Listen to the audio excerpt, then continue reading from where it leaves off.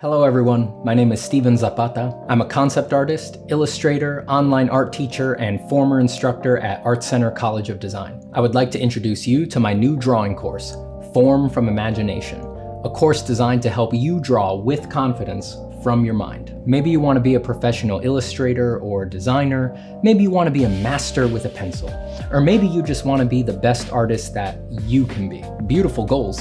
But it's not always clear how to improve the work that you do from imagination. Over the past 6 months, I've taken all of the little eurekas, tips, and essential exercises that gave me confidence drawing from my mind and compiled them into a sequential course. We start with the absolute foundations, covering the scientific nature of light and shadow, how to hatch, how to create flat tones, how to render spheres and cubes, and step by step, we move through combined shapes, complex shapes, organic shapes. We cover how to simplify extremely complex subjects like the head into basic shapes so that you can handle them more easily from your head. We look at how to understand and treat details. And by the end of these 14 chapters with over 50 video lessons, you'll be ready to do complex designs from your mind with fidelity and energy. And all the demos are done in pencil on paper, so you can do all of the assignments even if you don't have a fancy digital art setup. But I also have demos, instructions, and modifications to the assignments for those who do want to do them digitally. Here's how it works. Go to formfromimagination.com and sign up for the course. Download the assignment book and start watching the lectures.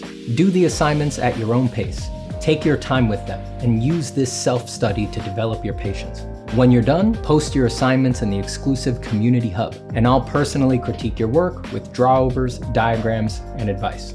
I want you to know, this course is no joke just because it's online. It is challenging content, and it is more complete than it would be if I was teaching this class at an art college as I have before. If I was teaching this class in person at Art Center today, I would just play these videos in class, knowing full well that they're the most concise, focused, edited, step-by-step way to convey the material. So I'm serious when I say, this course isn't just a substitute for a college-level course, it's better than a college-level course. And you don't have to pay thousands of dollars per credit and wind up hundreds of thousands of dollars in debt. So thank you for checking out the course, thank you for watching this and for your support, and thank you for drawing and making your artwork. The world needs it. I'll see you soon.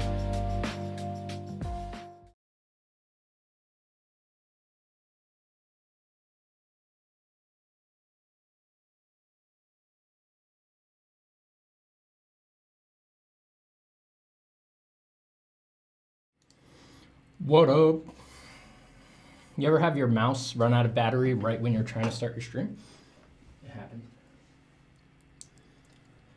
Now I've just got to remember to be constantly charging it between every time I need to use it.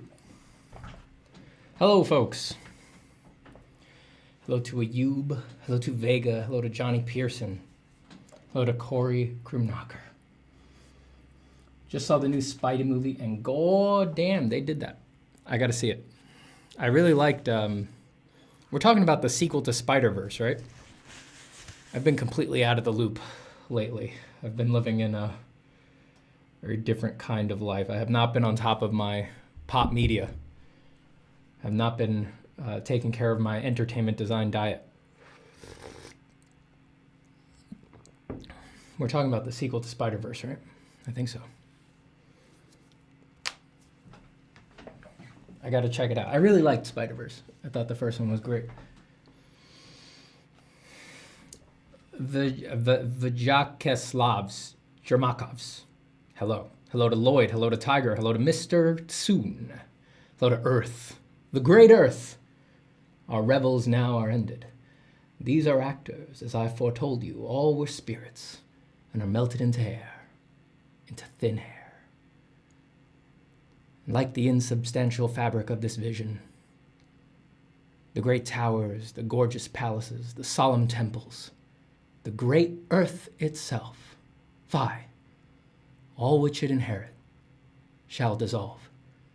And like this insubstantial pageant faded, leave not a rack behind. We are such stuff as dreams are made on, and our little life is rounded with a sleep. Hello to Arknark. Hello to Beatriz, Pedro Assisi, Orpheus, Corey Krumnacker, Vega. I think I already said hello to Vega and Corey, but what's up? Mish, hello. Hello. What are we drawing today? What I will be drawing is me drinking tea. Priority number one for sure. I don't know what we're drawing today. Statistically speaking, the usual. This sketchbook is new. There's not really anything in here. There's just a few pages in there.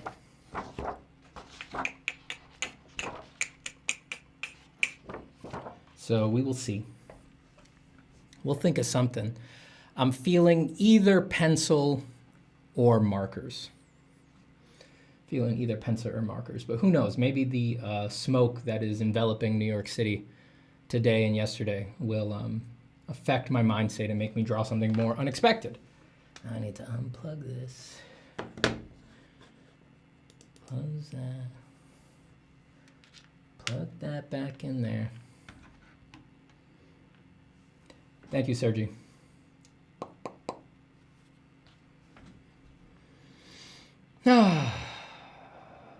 Kilratha Soldier says, greetings, Stephen. Always to hear when you go on your montage thumbs up. Always good to hear. I'm glad you like them. I can't help it.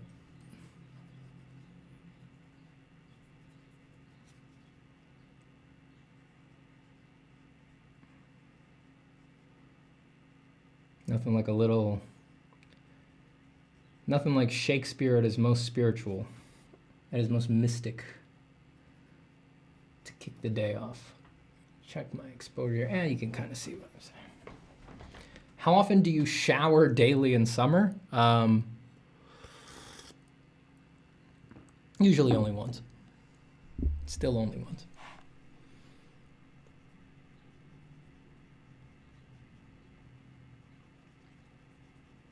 But look, I'm not opposed to bonus showers if the sweatiness just becomes too much.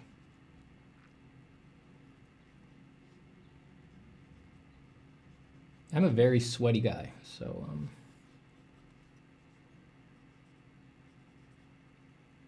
at a certain point, there's only so much I can do.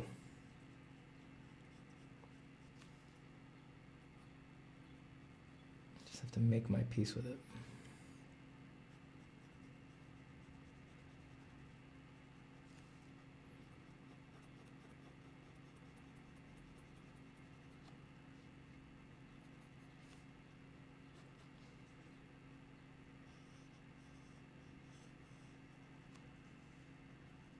Let me zoom in a little bit because it looks like I'm drawing a little bit smaller to start.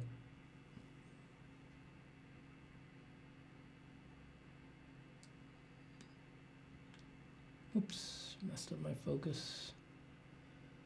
You just give me a second right here. And one of those.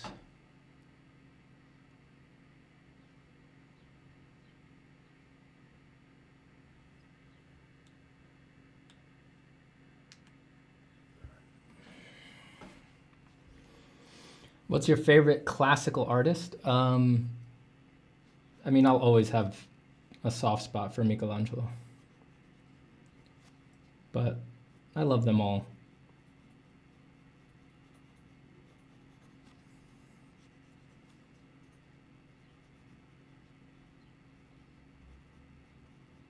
I sort of like go into phases where I'm like really about someone's art. I'm just like trying to figure out why it works, what I could learn from it, what I could apply to what I do, stuff like that. But always return to Michelangelo a lot. John Singer Sargent, of course, is a total freak and was just a master of everything, so you can always learn a lot from him. Spent a lot of time studying his art. Waterhouse, Bouguereau, Sir Lawrence Alma Tadema, Lord Leighton.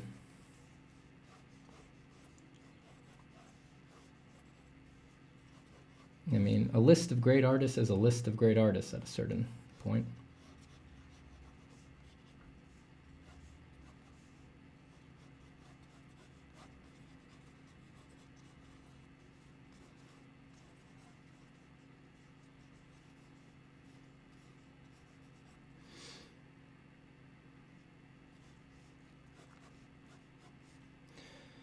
Lalokin says, also, what will be the price of course that you mentioned, the one without consultations? Thank you for reminding me about that. I should be talking about that more. That next month I plan on releasing a version of Form from Imagination with no feedback, which will make it available at a reduced price.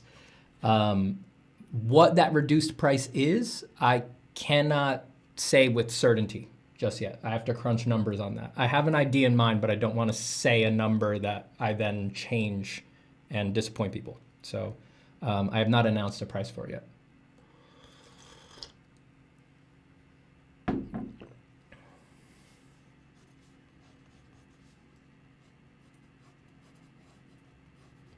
It will be significantly reduced though.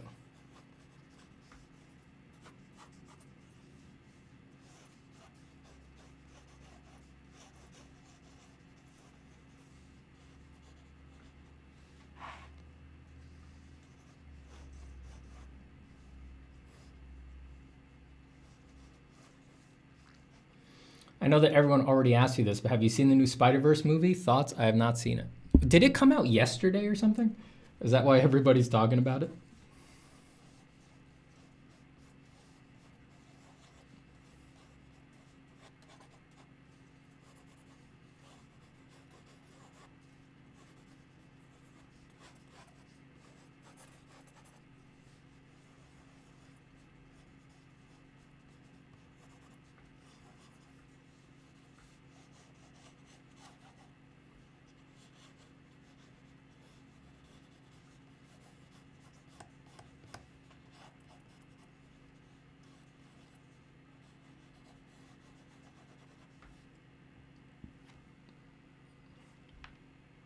Miles Bloomfield says, Stephen, what are some tips you live by while doing a watercolor? Oof. I'm not very good with watercolor. I use it a lot, but watercolor, if you want to use it for like finishes, is extremely technical. You need to do a lot of planning and just have lots of practice at thinking in the watercolor mode.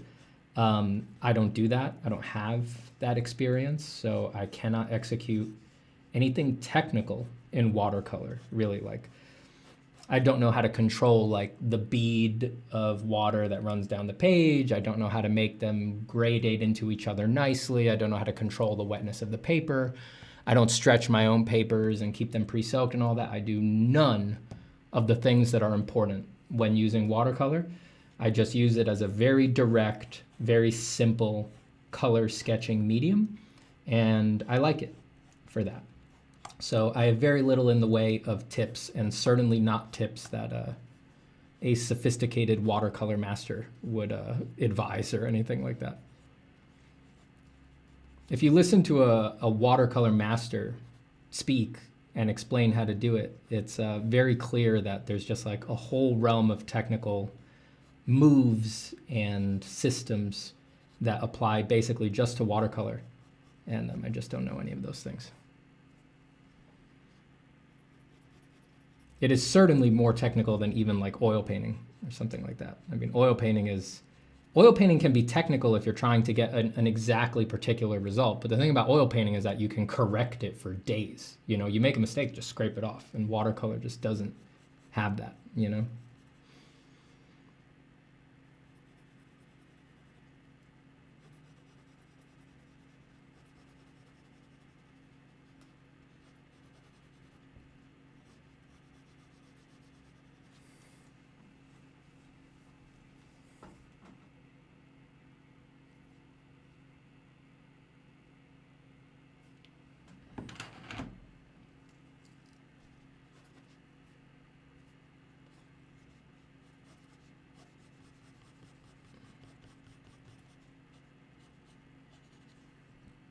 It came out last week. Yeah, it's been a bit, I guess.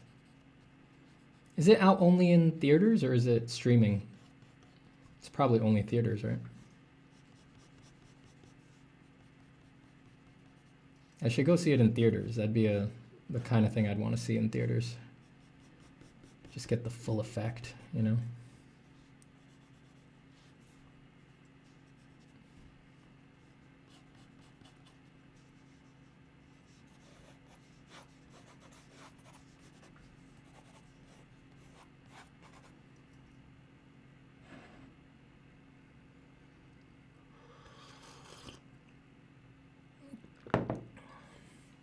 Luna says, hi Stephen, I'm becoming quite happy with my digital rendering, but the piece looks better as a thumbnail. If you see it full size, it looks unfinished and rough around the edges. Any insights? Well, that's certainly the better problem to have. If the piece looks good in thumbnail, even if it's rough around the edges when you zoom in, there's certain applications where that's enough, that's appropriate. You know, like if you're doing like card art that's only going to be printed, you know, a couple inches across or something like that, you could get away with a lot. And really the quality of the piece depends on, does it communicate all of the design goals that it has in the thumbnail? Now, you know, that if you're used to seeing stuff like magic cards online, that may not seem right, that answer, because a lot of people are playing both games. They need it to look really good in the 2 inches across on the card, but then they also know they're going to post it, put in their portfolio, upload it to Twitter where it's just full res, you know, 4K, and people are seeing it full screen. So there's other considerations, but like strictly speaking, just for that application, it might be totally appropriate for it to be really just hinging on the thumbnail. Let me fix my light. And there's nothing wrong with that. If you find it problematic and you do want it to be more balanced, usually the thing you do is you go section by, well, not usually, but this is what I do, and you don't have to do it this strictly, but you go section by section on the painting, right? Usually starting with the points of focus, you know, primary, secondary, and tertiary, and you just treat this zoomed in portion of the painting like a thumbnail. So you try to make that part of the painting have the level of variety, the level of interest, the level of clarity of read that is going on in the whole piece in the zoomed out thumbnail, going on again in just that area. And that sort of creates, we're into advanced discussions here, but that fractal nature where it's like when you look at the whole piece, it sings of scale, right? Like there's more promise within. When you look at the whole piece, you get that feeling. And then when you follow the promise of more information within and you check the area, it does the same thing. It has the same feeling. It has the feeling of completion and the promise of more within. And you go in, promise of more within. You go in, promise of more, until you hit the barrier of that particular medium. But that fractal nature of the detail scaling is what makes something feel detailed, full of depth, and finished, even if you never actually achieve a glass 3D rendered surface on any particular portion of the details or of the painting. And that is why pieces that don't have three-dimensional rendering can still feel detailed and finished. They just need to achieve that fractal repetition of the promise of more scale within each section. Even if you do that all with hard, solid shapes, that promise will make it feel done, will make it feel full of depth, will make it feel fractal in a sense.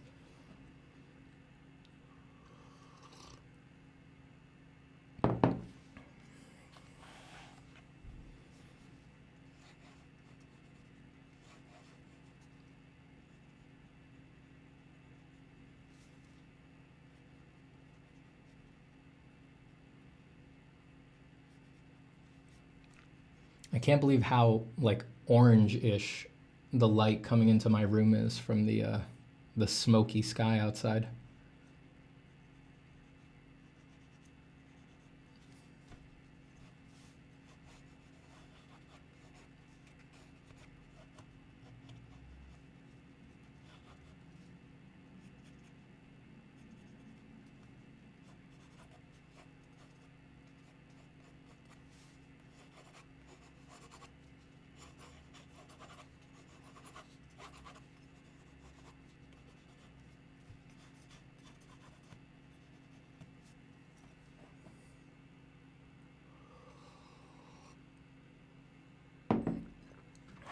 Corey says, I feel like Franco Gals does a really good job with that. You can zoom into his work and it's appealing on its own. Yeah, Franco's work is great.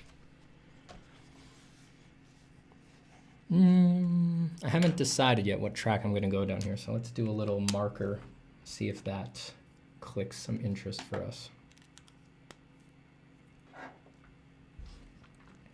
Are there any specific line quality drills to practice? I find my sketch lines to never seem to go where I want them to, and the quality of those lines is all over the place.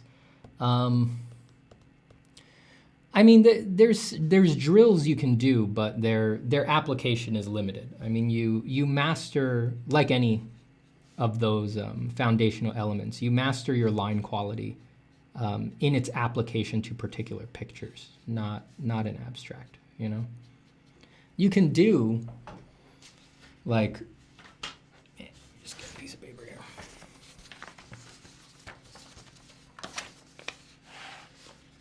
You can do the classic drills, like, these are not even really line quality drills, they're just manual dexterity drills.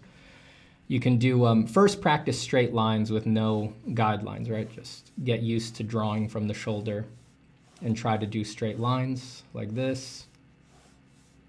You can try to put them closer and closer together. That'll sort of give you an idea for if they're straight. You can try to do them shorter. Shorter's easier. Try to do straight lines that are longer.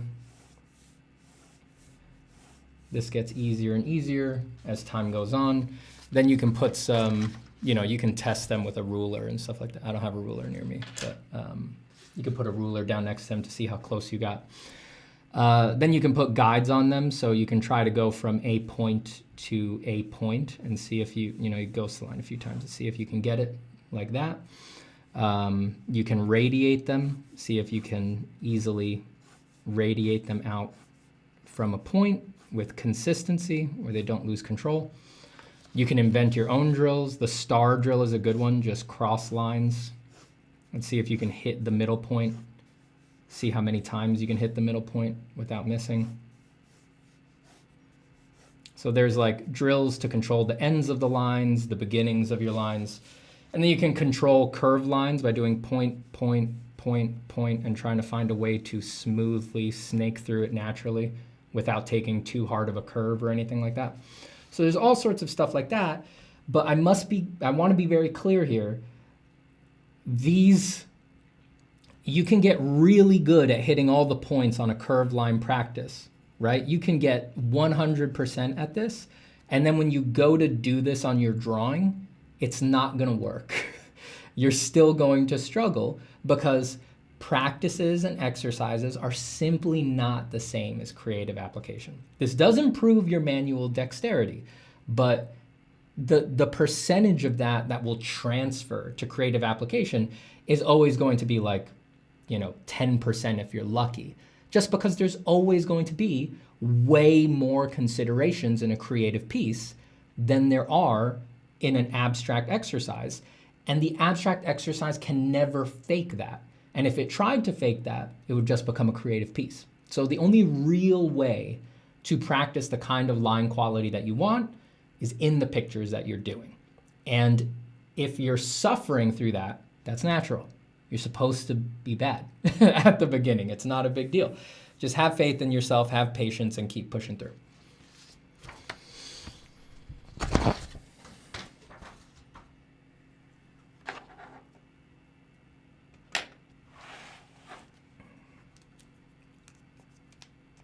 One weird question, how do artists manage to keep a portable sketchbook to draw here and there so clean and without the pages rubbing into each other, staining all over the place with time? I don't get it. My sketchbooks end up all stained if I'm not putting regular sheets of paper in the middle and being super careful.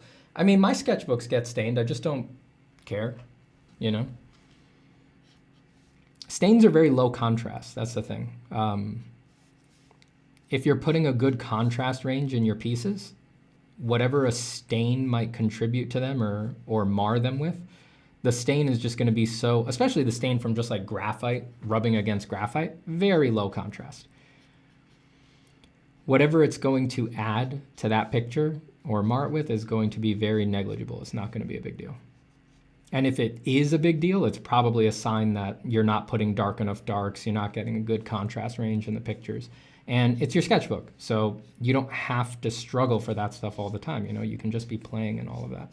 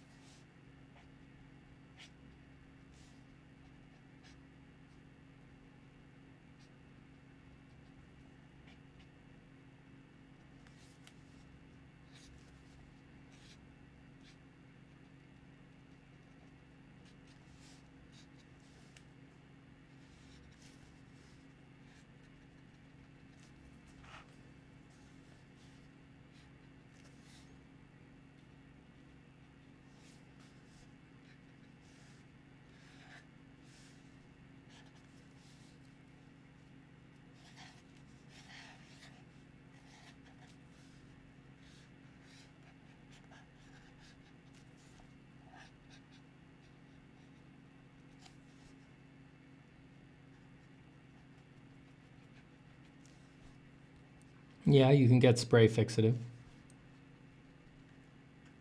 If you're willing to put that kind of, I don't know, I've never been able to bring myself to spray fix sketchbook pages. It's like, well, you guys probably have backyards and stuff. I live in New York City. I don't really have an outdoor space where it's okay for me to use it for spraying toxic chemicals. You guys probably live in a place where you can do whatever you want. But I never built a habit of fixing stuff just because there was nowhere I could spray for basically my whole life where I wasn't basically impinging toxic chemicals on either a shared space or a space that didn't belong to me.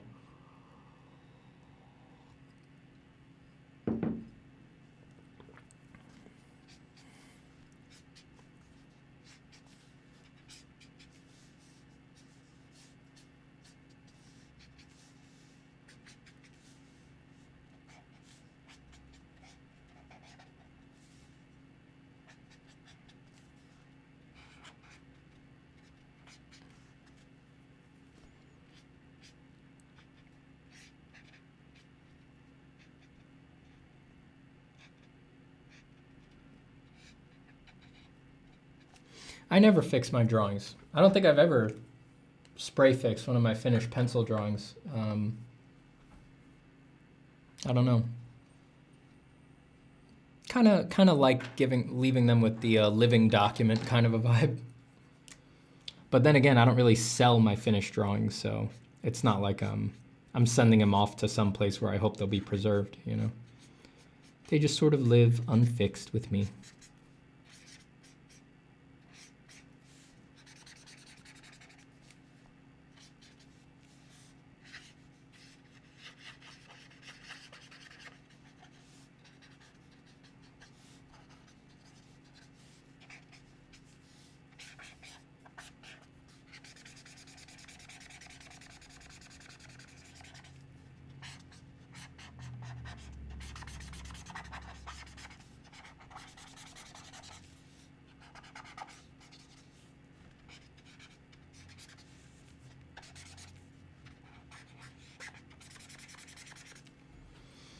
Lucas Falls says, Steve, what up? Steven, what up, man? It's me, Lucas, man. What's up, Steven, my man? What's up, Lucas? Good to hear from you, man. What's up, man? How you doing, man? Lucas.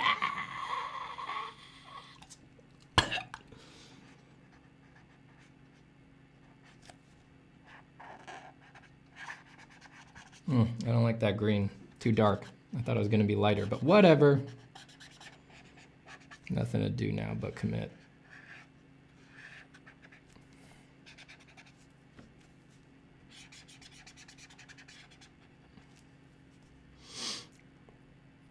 Would you ever put on a small exhibit of your work for your fans or something like that? Yeah. I just don't know. I don't know how or where I would do that.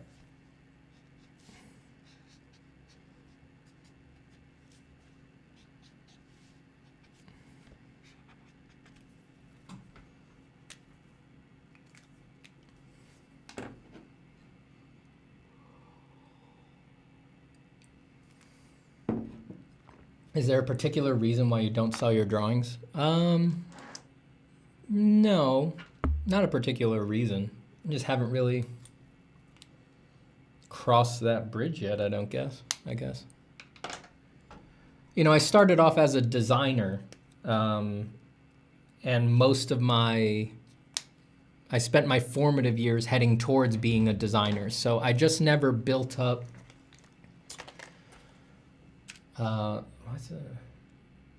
sorry, my camera's getting all dark all of a sudden now. The light outside is very inconsistent right now because of the smoke in the air. What was I saying? Yeah, because my formative years, I was headed towards being a designer, and that's what I was building my momentum for. I guess I never built up the process of thinking about like selling my drawings, like my actual drawings. My formative years were structured more around selling my services, selling my drawing ability, not particular drawings that sort of already existed. I'm sure I could do that now. I just don't have, yeah, I just don't have cognitive grooves for that, you know?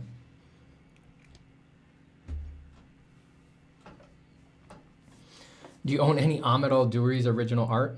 Yeah, I've got some of his stuff floating around somewhere. It's in sketchbooks, individual pieces, stuff like that.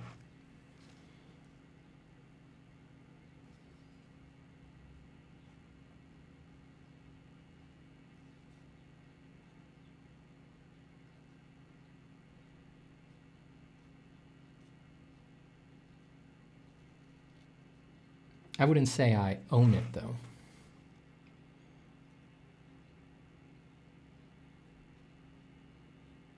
I don't have anything, man.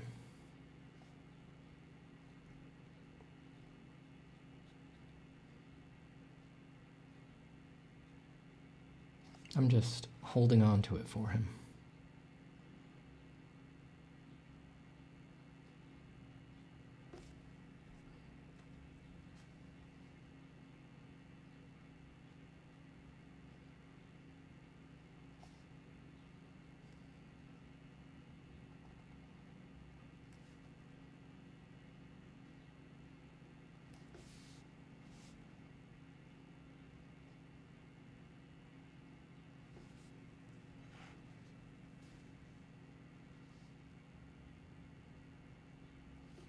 Do you have an opinion on psychedelics, Stephen?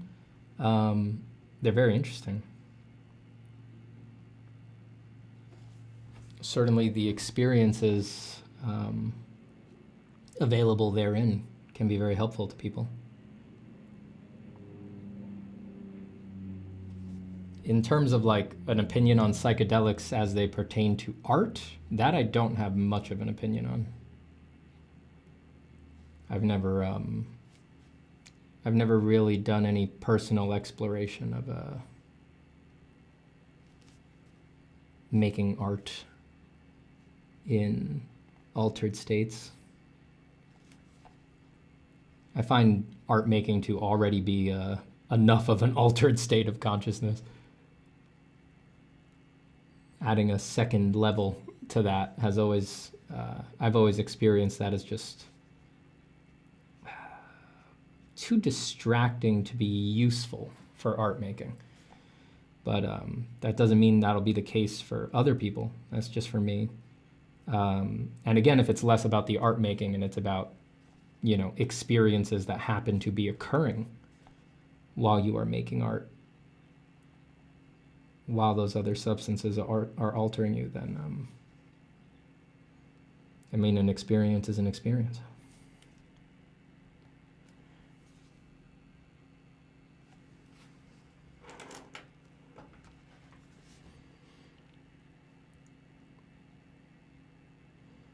Sunsia says, you should try selling if you were ever interested. Personally, it makes me feel great, huh? Well, I'm very happy to hear that.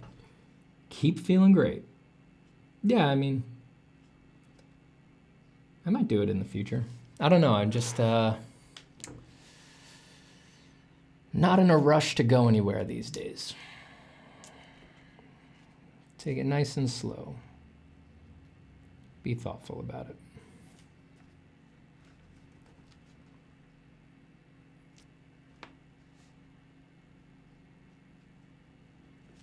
Stephen doesn't need psychedelics since he already screams at flies. That's right. You don't want to add anything on top of that. That energy's chaotic enough.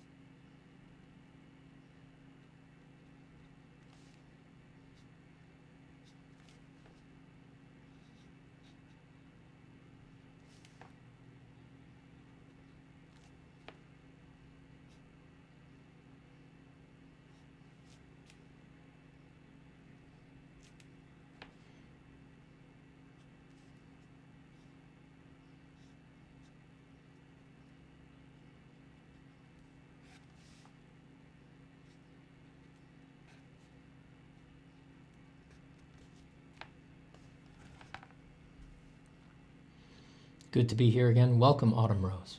Welcome. I think if you guys give me a second, I'm going to close my window and use just my lights. Give me a second.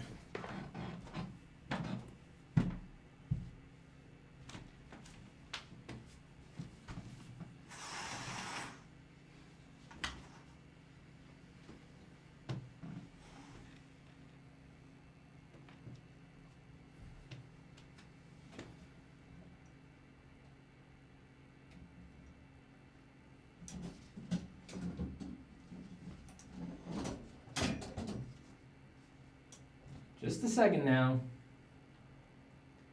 Don't you worry, I'm coming back. Just futzing with some stuff over here. Just moving a little bit of this. Adjusting a little bit of that.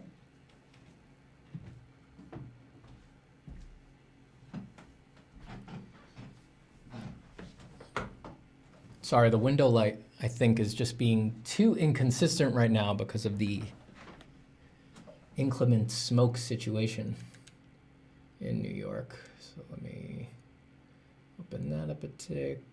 Let's keep that there. And there we go. That looks all right, and that should be a bit more steady than what we had going. Won't be constantly fading out.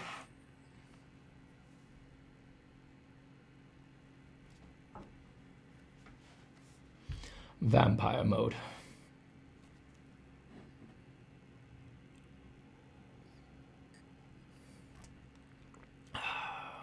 The smoke is from the Michigan forest fire, for anyone who didn't know. It's pretty crazy, man. It's amazing how interconnected the world is, you know?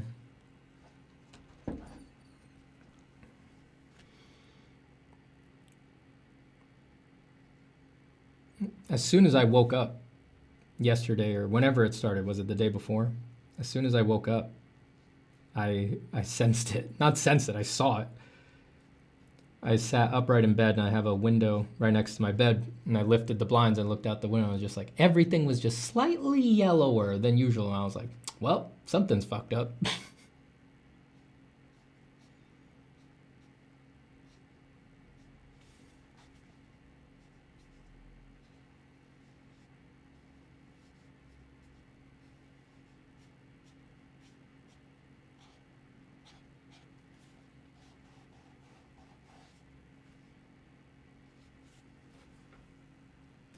Is it already hot again in New York City? Didn't winter just start yesterday? It is getting hot. These few days were supposed to be nice spring weather, low 70s, but now the smoke is kind of detracting from that.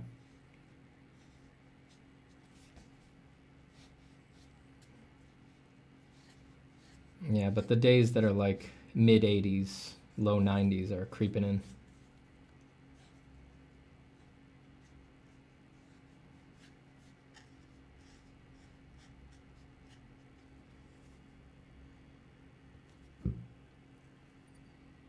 I feel really safe when Steve is drawing. That's nice. I like hearing that. That's good. Have you always liked drawing creatures, Steven, even when you weren't as good at it? Yes. And definitely when I wasn't as good at it. Absolutely. Yeah, I always drew fantastical stuff. Lots of creatures, monsters, robots.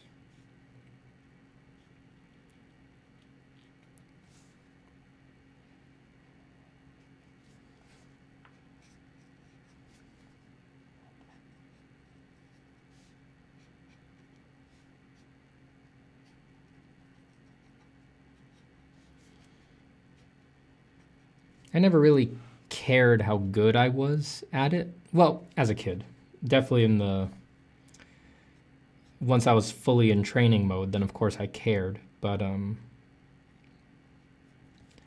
before training mode, like when I went to college, late high school, I never really worried about it. You know, it was, I knew I liked drawing a lot, and I just kind of had this like unscrutinized faith that if I just kept doing it, I would get better. I don't know, maybe somebody said that to me very early on and I don't remember or something, but that was never really in question for me. And then when I was in my teens and I found out that there were people, or that there were sort of schools of thought around improvement and people who thought there were particular methods to be done to improve, then that was very interesting to me. And I was like, well, I got to try this stuff.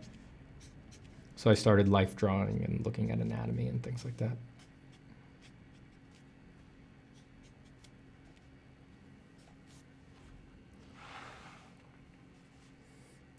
Dino Blaster says, Omerto says, well, well, well, look what the Stanford dragged in.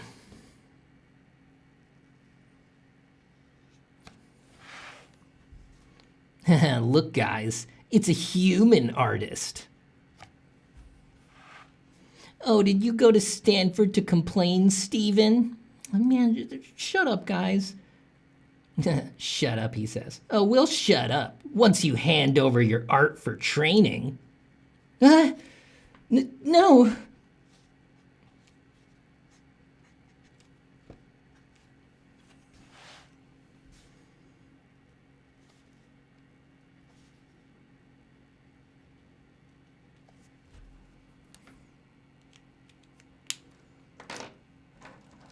What's the lightest marker that I have here? I don't want to go to the old toolbox and waste time fishing out one. Just use whatever I can get closest to that's here on the desk.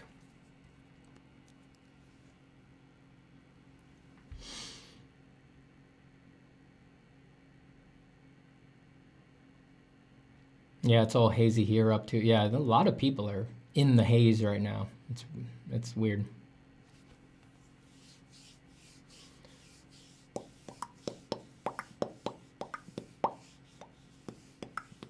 Autumn Rose says, my artistic interest changes constantly. I love drawing animals, humans, environments, etc. I don't want to be that artist that tries to be good at everything, but I want to draw it all. Yeah, I mean, there's nothing wrong with that. It's okay. That is only made wrong when you project stories onto it. When you project stories about what kind of job you're supposed to have, how other people are supposed to view you, like, and not to say that those things are bad. I mean, for a lot of us, they're just essential, but you've got to be aware that at core, that voracious interest in drawing everything and seeing everything and just going from environment to portraits to design, all of that is just at its core. There's nothing wrong with that. That's just an ecstatic love for life and the way that things are. So whatever modifications you need to do to that, whatever concessions you need to make for career or stuff like that, don't ever let it actually hurt that core, because that core is essential. Hey Steve, how you feeling? I didn't get too bad here in Albany yesterday, but wow, the air in Western New York is hazardous right now. Yeah, Queens looks like shit right now. I'm all right. I haven't had any adverse effects or anything. I have not been going out to exercise just in case. That's all.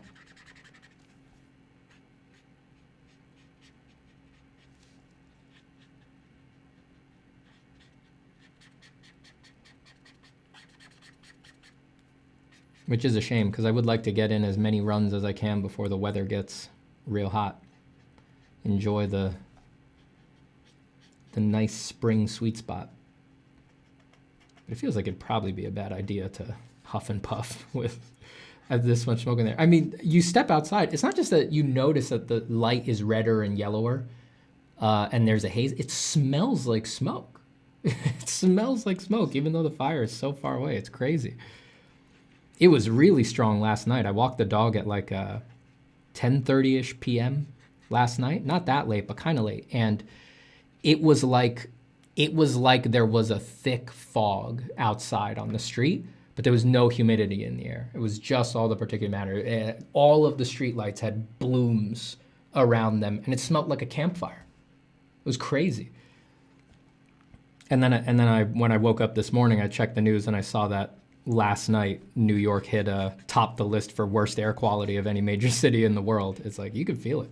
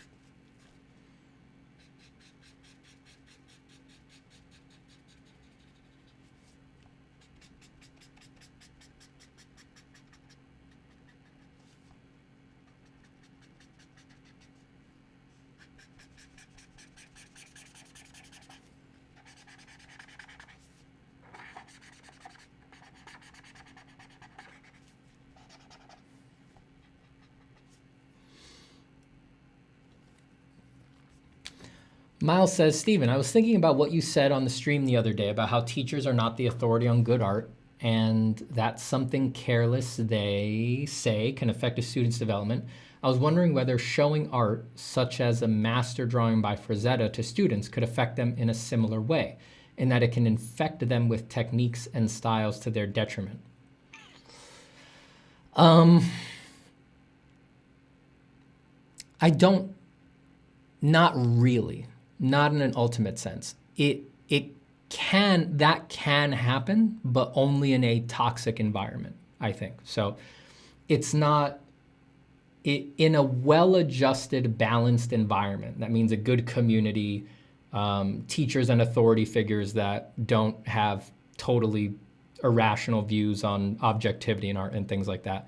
In a good, wholesome, artistic environment like that, I think you can safely show anyone basically anything. And it's like, in that environment, you're always going to be prioritizing what works for the student and not arbitrarily trying to get them to manifest what worked for someone else. So in that situation, it's just, they can only be inspired, wholesomely inspired by good things that they see. I think it would be very difficult for them to get knocked completely off track just by looking at good work. But in a toxic environment, yeah. But the things conditioning that toxic environment, envious and competitive peers. Now, there's good things to be said about rivalries and competition, but it's got to be wholesome. It's got to be balanced. Authoritarian teachers, things like that. Then they can turn any part of the process into a nexus for pain, not just sharing art, but certainly sharing art would be included in there.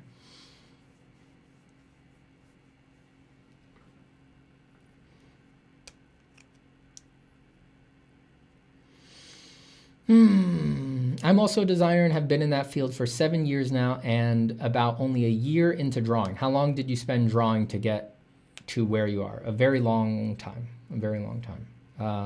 As Autumn Rose says, Steven says he's been drawing for more than a decade or something. I remember Peter Hahn saying he's been doing it for 25 years. No, I've been a professional artist for over a decade. I started working in design. I got my first jobs back in, what was it? 2011, 2010. So it's probably like a dozen years now, 12 or 13 years, something like that. That's when I started working, but I've been drawing really long time. I mean, if you believe my mom, I started at 5 and never stopped. Now it's up to you if you want to believe my mother. You know, a dubious enterprise at any time and on any topic. I'm just kidding. I don't know why I felt the need to falsely dunk on my mom there. So yeah, I guess that would be, if you believe my mother there, that'd be what, 28 years, something like that. But I think that on stretches of time that long, I do think the numbers kind of become irrelevant, because in any period like 28 years, I think it's stupid to view that as like, oh, that's how long Steven has been drawing the way that he's been drawing. It's like that doesn't add up. It's like in 28 years, I've been like 15 different people with 15 different identities. And it's like, you can't sum the different kinds of practices that I did in all of those periods. Yes, I was always drawing, but like there was years of that, the youthful years, where there was it was all happening instinctually. There was not even a context for art experience or improvement or anything like that. So are you really going to sum years that were focused on improvement the same as you were going to sum years that were just instinctual, with no path, no awareness of a path, no context of art in the world or anything like that? I think that always strikes me as kind of useless. And then the numbers just become a weird fetish that you're going to use to either pump yourself up in some foolish way, or you're going to use to hamstring yourself, because you're going to use the sum of numbers that other people have as a reason that you shouldn't start, or things like that. So long story short, numbers are evil. Everything is an illusion. Just draw happily in your sketchbook.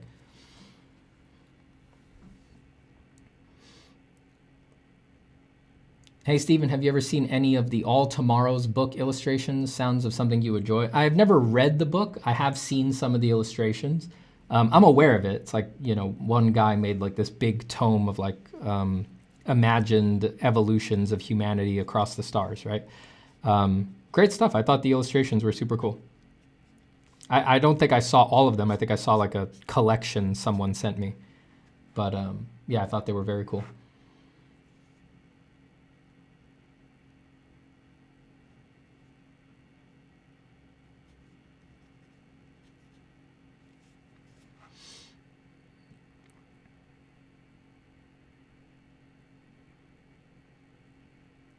Blue Devil says, hey Steve, can you draw the human figure from the front and then draw it again, turn 2 degrees to the left, and keep doing that over and over and over again until you've completed a full 360-degree rotation? Thanks, Steven, you're the best. Hey, no problem. I'm glad you enjoyed it. Yeah, I mean, it was really hard to do, but, you got it. There it is. We all saw me do it. And yeah, however that helps you, I hope it helps a lot. Now you never have to worry about what the right way to draw the figure in each 2-degree interval is. So yeah, knock yourself out. Great reference I created for you just there. And all of the accolades and garlands that are rightly associated with that should now be showered upon me, bestowed upon me, and my legend should be told far and wide to every corner of the earth and following every wind that there is. Autumn Rose says, drawing is like physical improvement, and the other arguably more complicated part is the mental side. The mental side is definitely everything.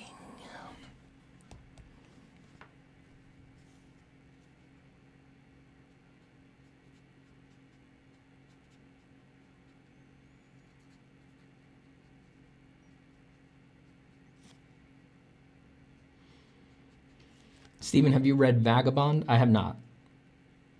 I've skimmed a few chapters to look at the art. I've seen the art. I'm not a big comic guy. I don't really read comics.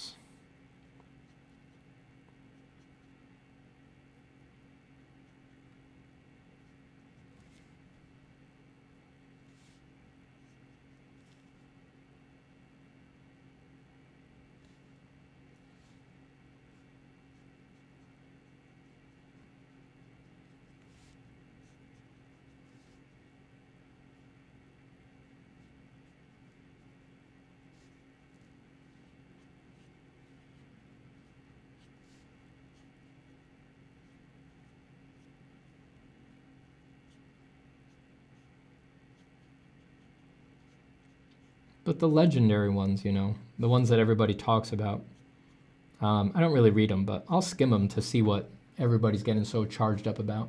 See the art, just be familiar with the art. So I've skimmed Vagabond, not a lot of it. I've skimmed significant portions of Berserk. I read a good, like earnestly read a good amount of the beginning, the very beginning parts. One Punch Man, I've skimmed a lot of One Punch Man. But I'm just not a comic reader. I've never, I don't know, I don't sit there and like read comics. It's just not a habit I ever built.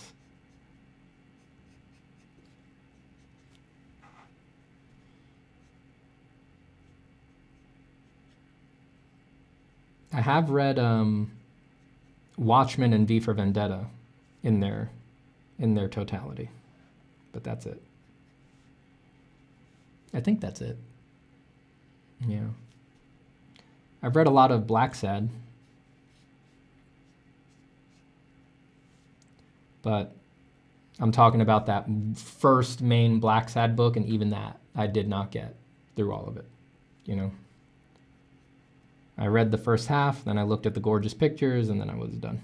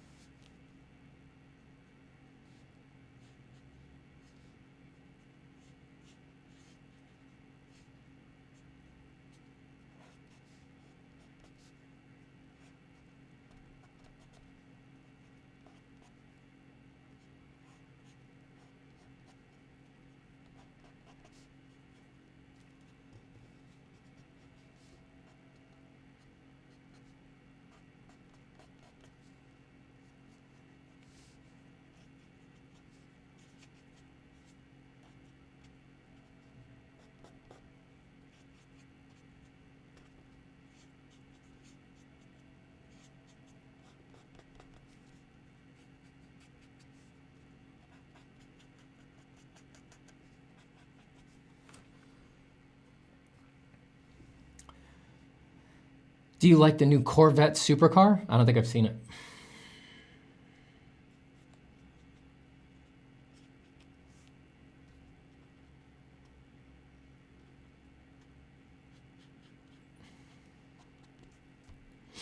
What's it called? The Corvette Masculina. Now available at your Corvette dealership, the Corvette Masculina. 0 to testicles in 0.5 seconds.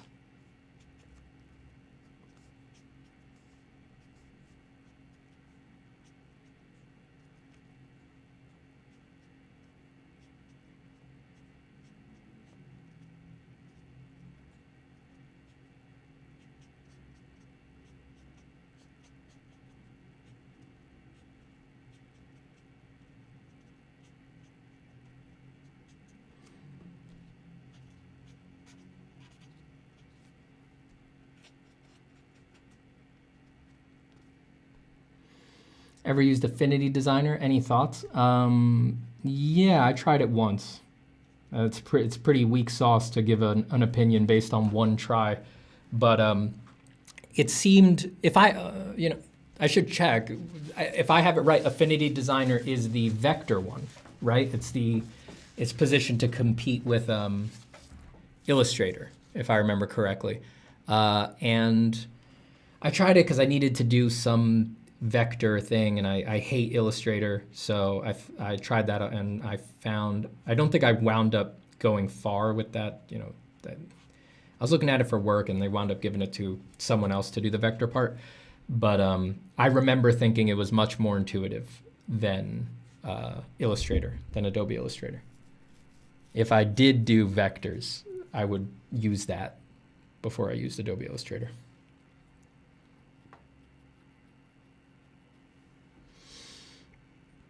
If you like to do something, do it a bit every day and you will get better at it by natural repetition. That's true. It's better to draw 10 minutes a day than one time for 2 hours in a week, in my opinion. Muscle memory is important. Yeah, I think it's good to keep contact time high in general. I don't know. I mean, I'm very slow to make any like general admonitions about scheduling or anything like that.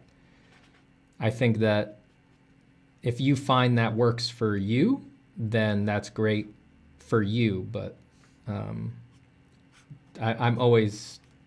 I very much have trouble trusting that because it worked for one person, it should then be considered a general good idea for everybody. You know, I mean, everybody's practice needs to work for them.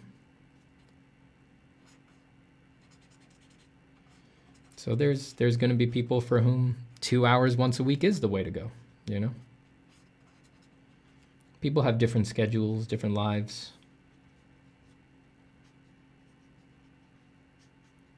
Maybe there's only one day a week where they could be truly relaxed about it. And if they try to do even 10 minutes on these other very hectic days, they just wind up rushing it, or they can't sink into it. Or they're sort of just like doing it by rote because they're like, oh, I'm supposed to do it 10 minutes every day, right? But there's this one day a week where they can use the 2 hours to build momentum and to actually sink into the work. And I could see a case for that being more useful for that person rather than 10 minutes by rote.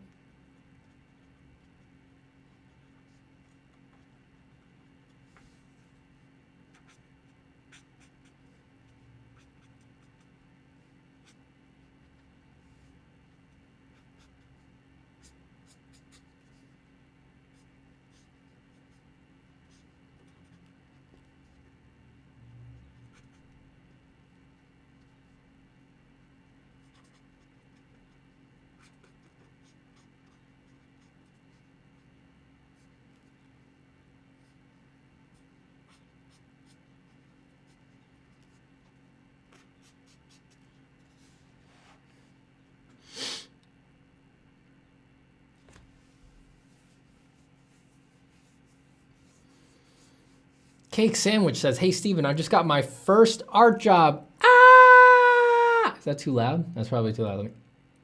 I'll gradate it. Give me a second.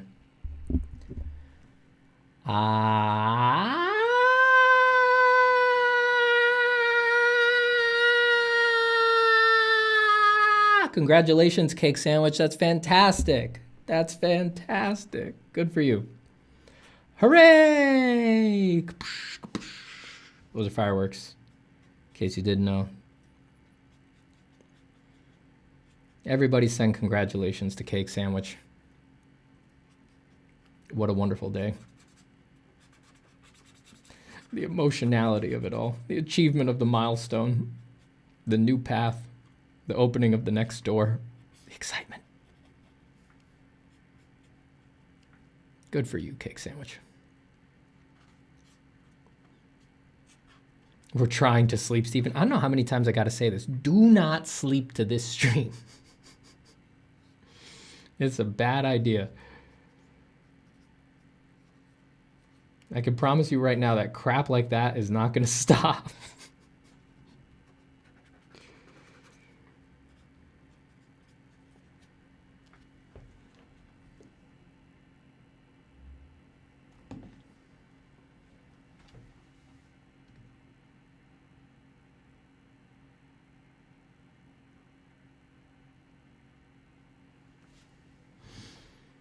I'll be back, guys. I got to use the restroom.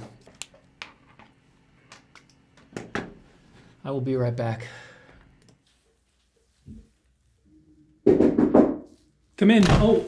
Hello, Joseph, is it? Hi, Dr. Zapata. Yes, Joseph. Joe.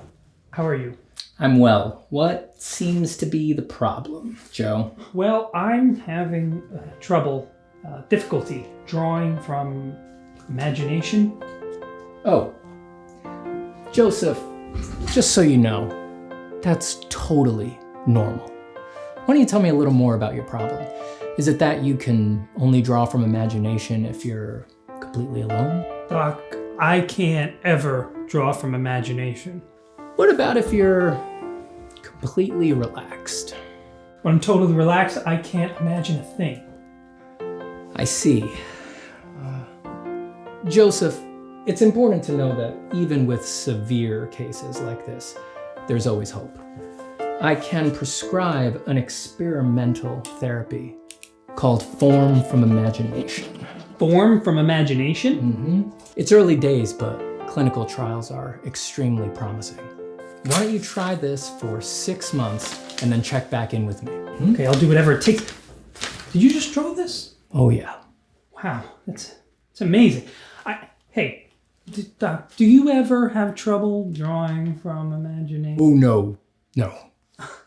You wouldn't. I mean, you drew this. That's right. Wow. Form from Imagination is an experimental therapy and is not yet approved for use by the FDA. Do not use Form from Imagination if you are already taking any prescriptions for drawing from reference, working side size, or tracing photos you didn't even take. Stop taking Form from Imagination if you experience any of these side effects: loss of interest in your personal projects, megalomaniacal self-confidence, hallucinations, unless they're the kind you're hoping for, drawing better than Steven Zapata, or feelings that purchasing the course was enough and you don't really need to do the exercises. Call your doctor if you have stiff gestures, flat forms, or boring ideas to address a possible life-threatening condition. Full sketchbooks have been reported with Form from Imagination and medicines like it. Other risks include long-term art careers, too many clients, and being worth more than you're charging for. Call your doctor today and ask about Form from Imagination.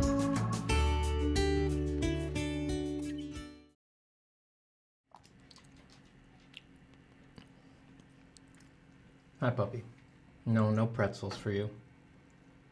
No, you can't have any. Well, because you don't chew them. Yeah. Yeah, is that regret seeping in? Yeah. No pretzels for you. You have to chew. You can't just eat them whole. Because then 5 minutes later you throw them up. But you don't understand that. So no pretzels. Go to bed. Go on, go to bed.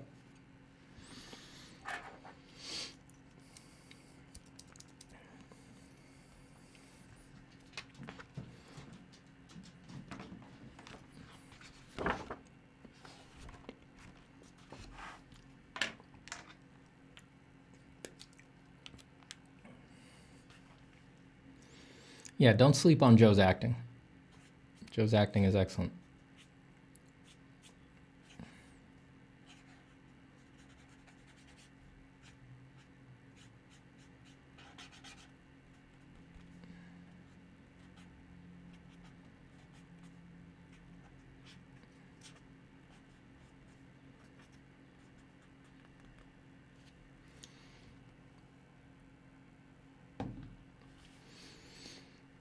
Ever tried dipping a brush pen in water, Steven? Would that work well for tones? No, I don't think I've tried that. I've used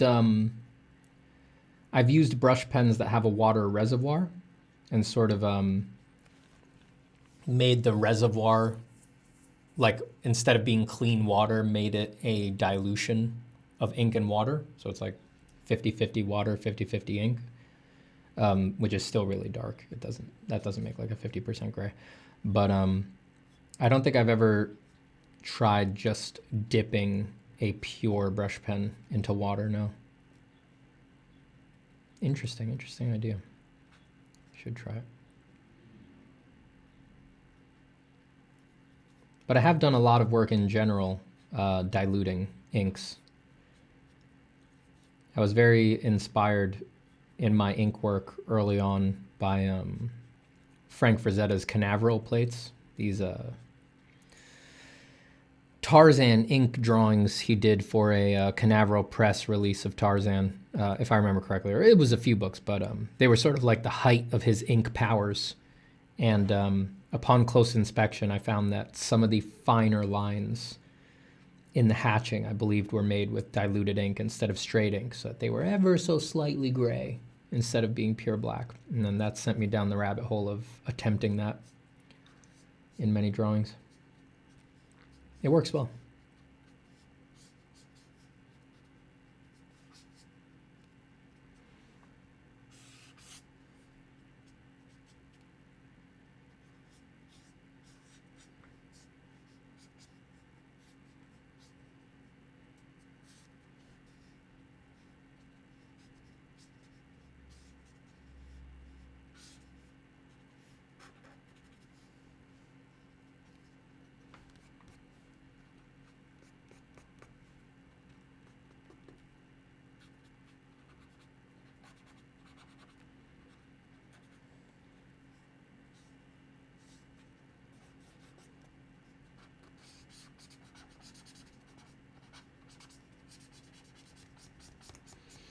Well, this pen's dead.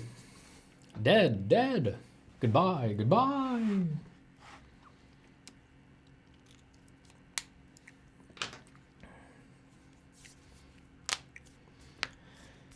Miss Jisoo uses a watercolor pentel brush and dilutes her ink with water directly on the pen. Makes sense.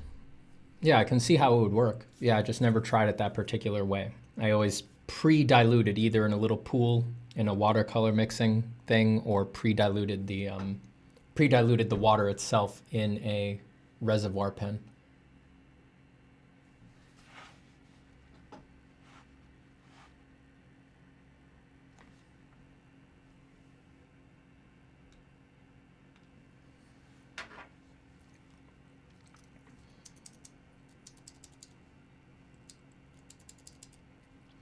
Hey, Stephen, what do you think of the advice to try different media to improve at another one? I want to improve my paintings.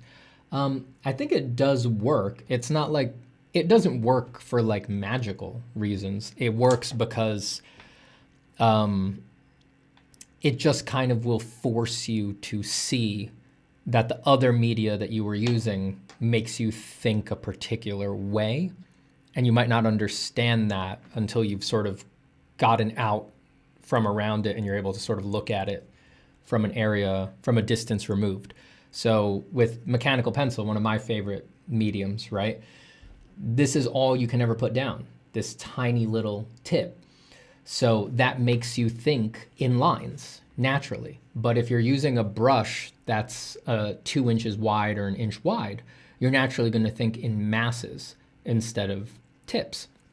Now, if you've never used a brush, if you've never tried to do value-focused, mass-focused work, you might work for years with pencil and never quite realize consciously that the pencil is naturally making you resist designing anything in your pictures that would be something like a mass this big that is just filled in flat with pencil tone.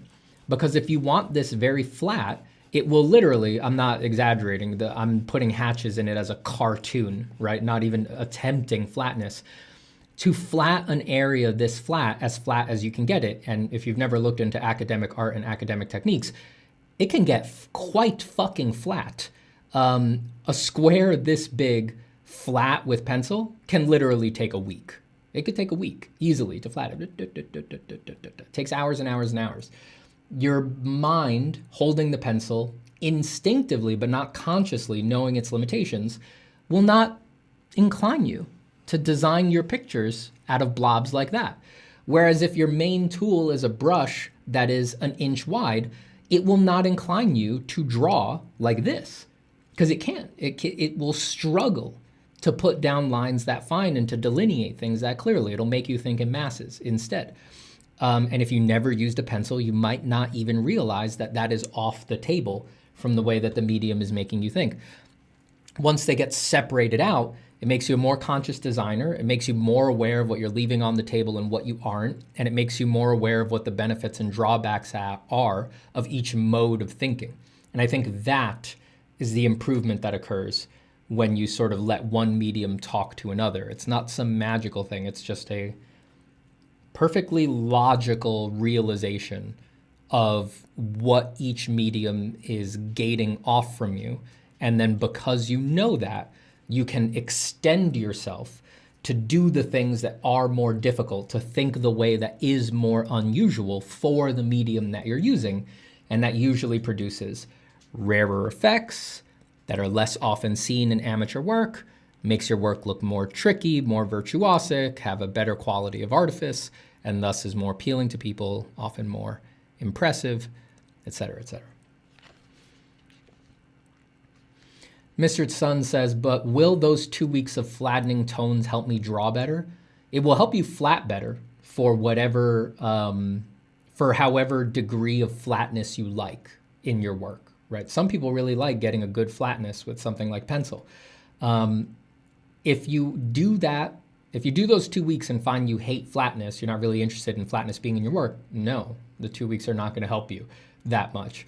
You will have a pretty deep familiarity with how paper holds graphite. Like that's a big part of flatting, is understanding like, all right, there's a little white gap here. I need to poke down into it. All right, well, I need to fill in an area where there's a few hills. So I need to come in shallower so that the hills don't catch just as much. And it's like you'll sort of get a familiarity with the nature of paper grain, the relationship between paper grain and graphite dust.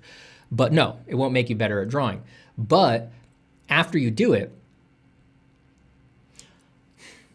until you've seen how sublimely beautiful a flat tone executed in pencil, a medium that really struggles to do it, is, you don't know if you'll want to do it in your work. Because a lot of people, when they try it and they see, you can push it so far that it gets like a glow, like a jewel-like shimmering glow. And if you've seen work that has really good flatting in it, you'll know. You'll be like, what the fuck, that you did that with the point of a pencil? You're not even on the side of the pencil. Like, it's clear that it has been sort of pushed beyond the uncanny valley of flatting with the point of a pencil.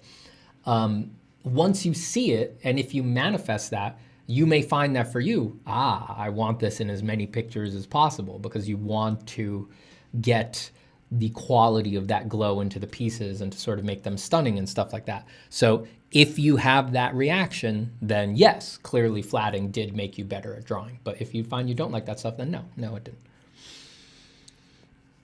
Stephen, have you ever used pareidolia as reference? I mean, seeing a face in a stain in the wall and to draw directly.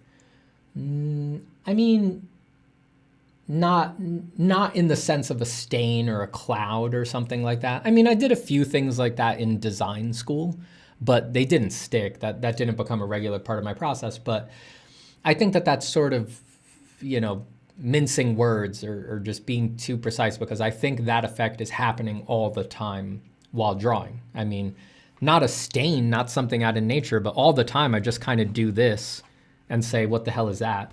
And that's the same thing. That's still pareidolia as far as I'm concerned.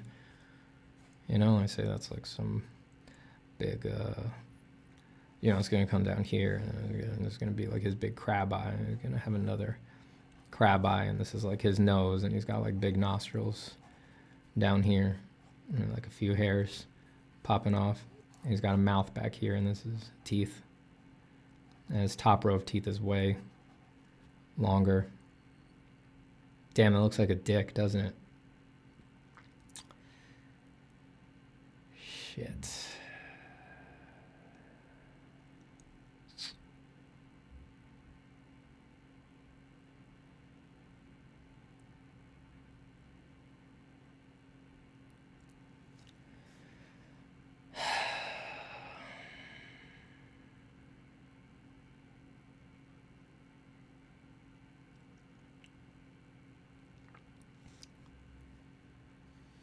Well, that's unfortunate.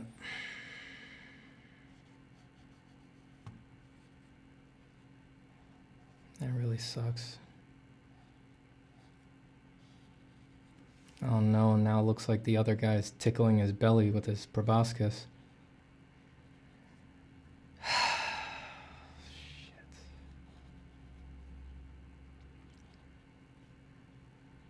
That's really not good.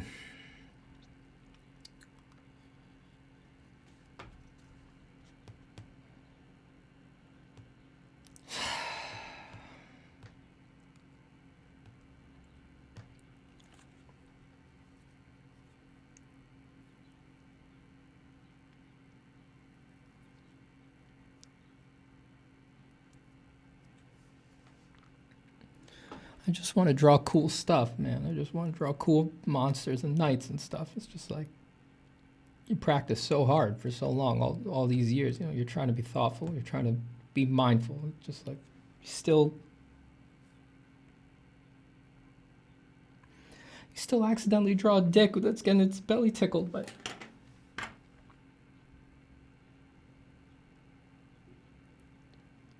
It's just not fair, man. It's just not fair. I just want to draw cool monsters and knights, and it's just... All right, let's go to a new page.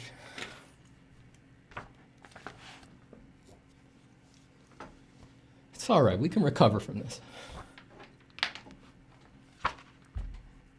It's all right.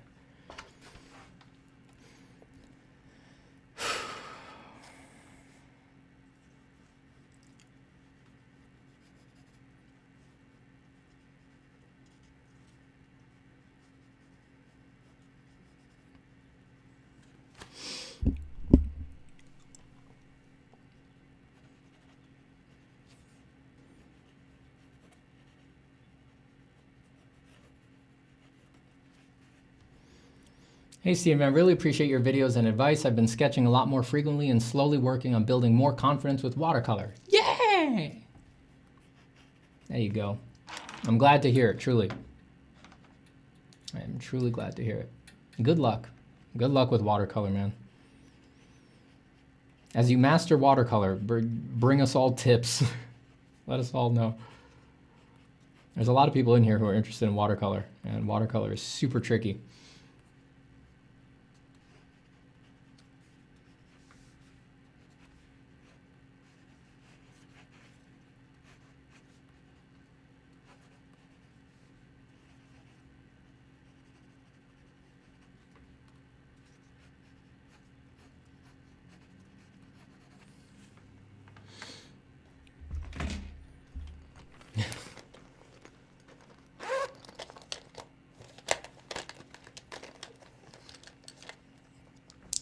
Just lean into it like Giger, says Carl Frank. If only I had that kind of courage. If only I had that kind of courage. If only I was that much of an artist, baby.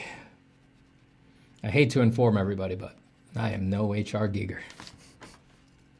I know everybody was confused about that, but newsflash, not on Giger's level. Hey Stephen, glad to see you stream today and wanted to thank you for the advice from last stream regarding art school grading and teachers. All right. Happy to provide it. May it serve you well. All things in balance.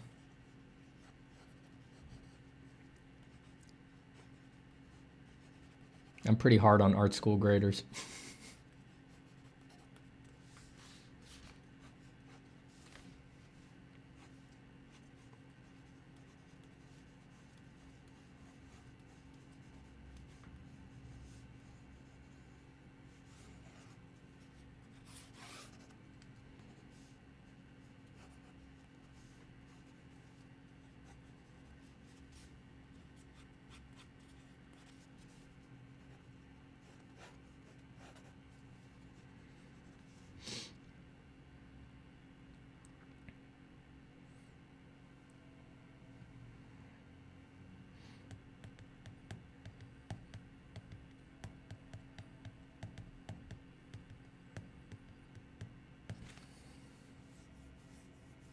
Try a Cotman kit if you want. They're great. I've got quite a few watercolors sitting around. These days I'm using technically they're inks. They're the Derwent ink tints. They move and work just like watercolors, but I guess they're technically inks, but definitely semantics at that point. But I like them because I mean, you know, it's totally up to you whether you like this or hate this about watercolor, but watercolor always picks up the underlying color if you go over it an area again, and the ink tenses do not do that. It seals once it dries. So in the more uncontrolled settings that you tend to get in your sketchbook, it's possible with them to let an area dry, overlay another color over it completely without ruining the underlying color. So you can do some glazing, you can try to do some build-up. It's not going to be everybody's cup of tea, but I quite like them. The problem is they're not, at least from what I've seen, they're not available with like a lot of flexibility. They only have them as pan colors in a little size. I haven't seen them available as like tube colors. So you could only do pretty small drawings with them, which is generally people, when they take watercolor really far, they like to work big, pretty big, like 18 by 24 or something like that, just because seems to give you more control, it seems. But I think that would be tough with the ink tints.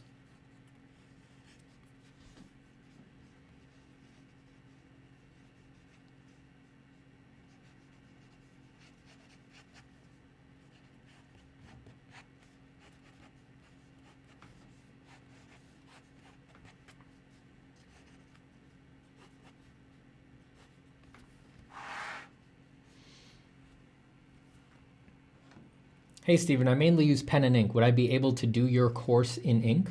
I have a few people in the course, like a couple, who have done some of the assignments in ink, and they've been able to get good results. But if I'm perfectly honest, I think I get the feeling that they were pretty good with ink to begin with. You know, they had enough control to sort of be able to focus on like how to transfer the principles to ink. Unless you're in that situation where you're already pretty damn good with ink, I would honestly say, at the risk of losing a sale, I would say probably not. I think it would be a huff. Most of the words said in the course are really focused on, are contextualized in like pencil and the gradual buildup of tone, which you can still do that with ink through careful hatching, but it's definitely more limited in doing that. So yeah, it's definitely possible, but I would not say the course is super friendly to that, if I'm perfectly honest.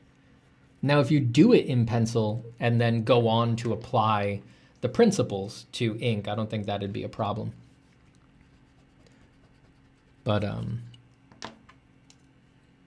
like a lot of what I say in the demos and stuff like that might wind up being really irrelevant to you if you're doing them only in ink. And also the people who have been doing those ink assignments, if I remember correctly, one of them, he's doing both. So he's doing a pencil version and ink version. He's not just doing an ink version.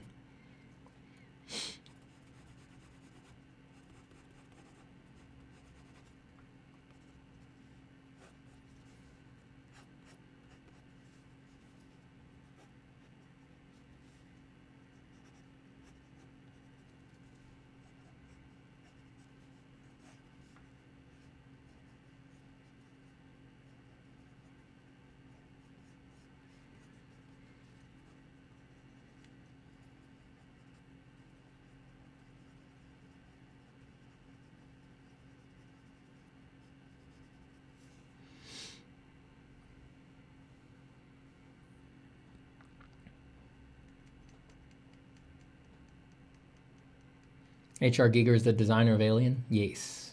Oh, yes.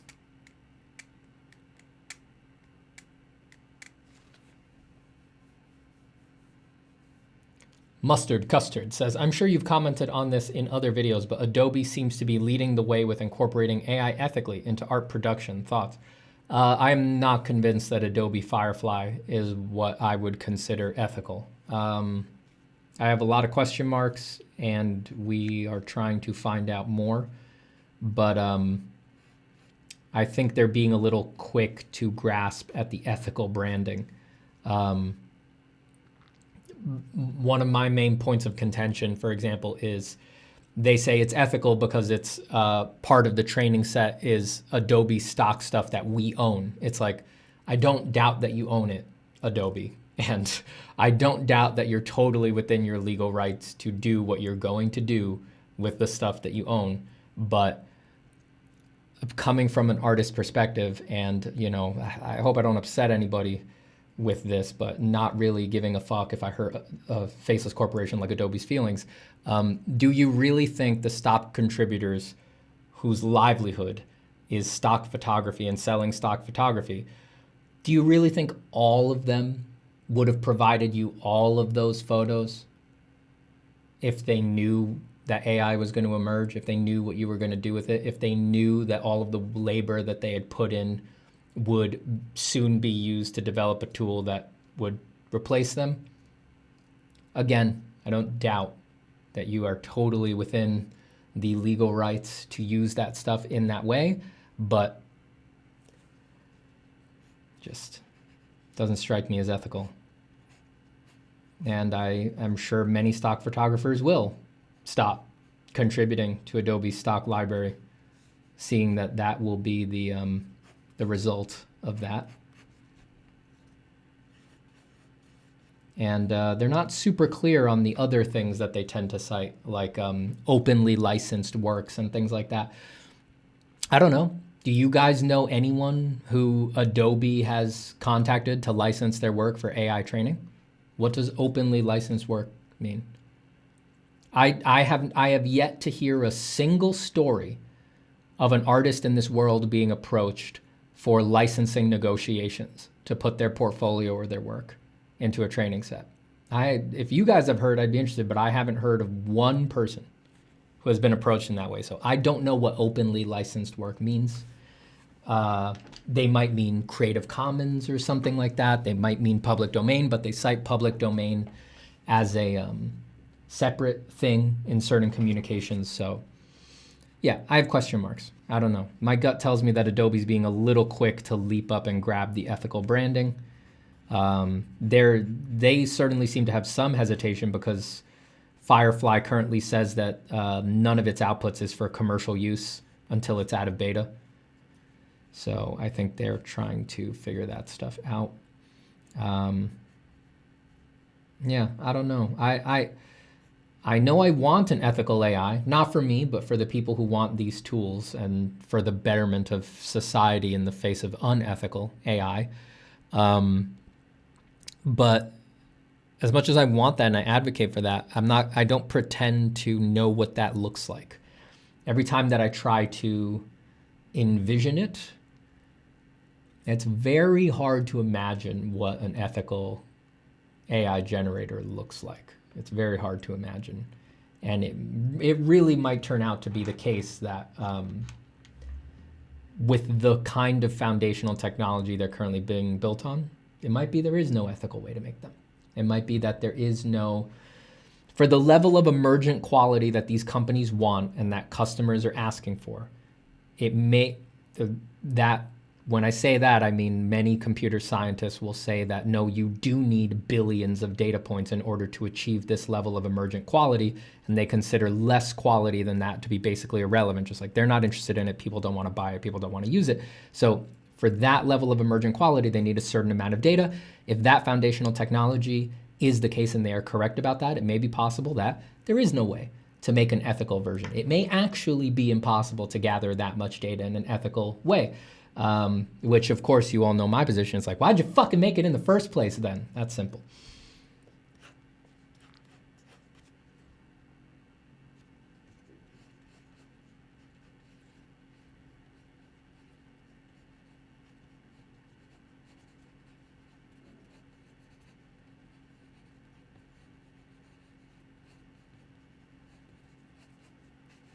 Apologies for everybody who watches this show with children on public access. Everyone who says to their niece or nephew, all right, now here, now watch this guy, how he draws monsters. He's real good at it. Learn from him. And then I start swearing. And they're like, whoa, whoa, whoa, God, okay. Sorry about that.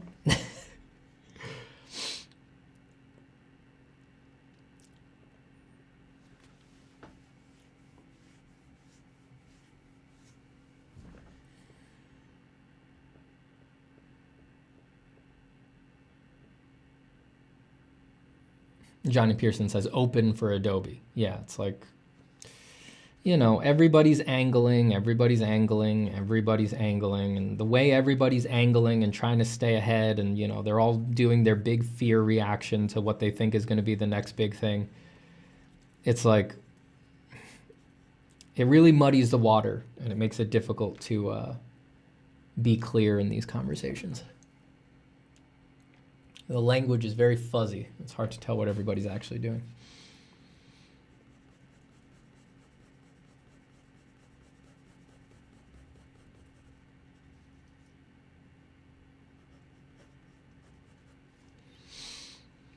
Ephraim says they turned on the Breaking Bad Mexico filter in New York today. Yeah, dude, it is very yellow outside.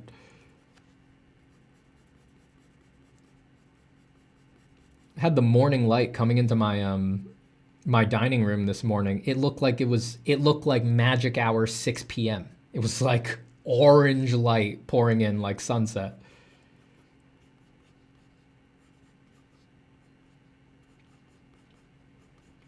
In the morning, it's usually much more balanced color range, even though it's still coming in at an angle, and that's because there's less particulate matter in the air in the mornings, because people have been sleeping and kicking less stuff up into the air.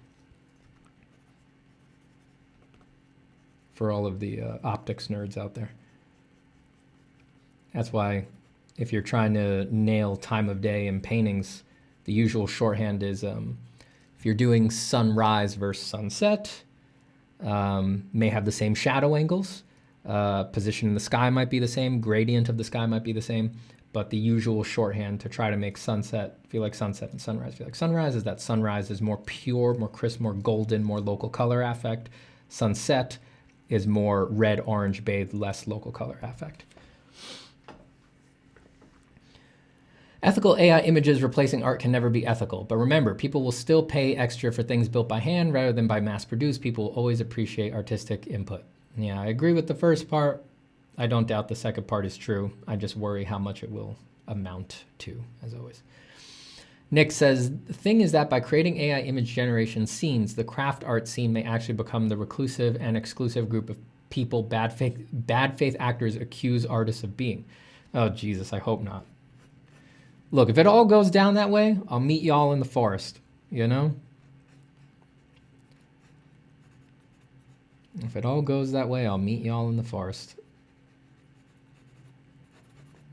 You come draw with me anytime. Come over to the retreat center.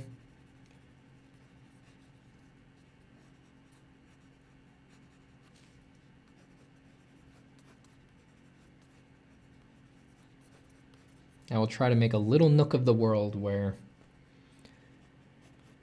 people can escape from all of those nasty, nasty conditioning factors and just draw.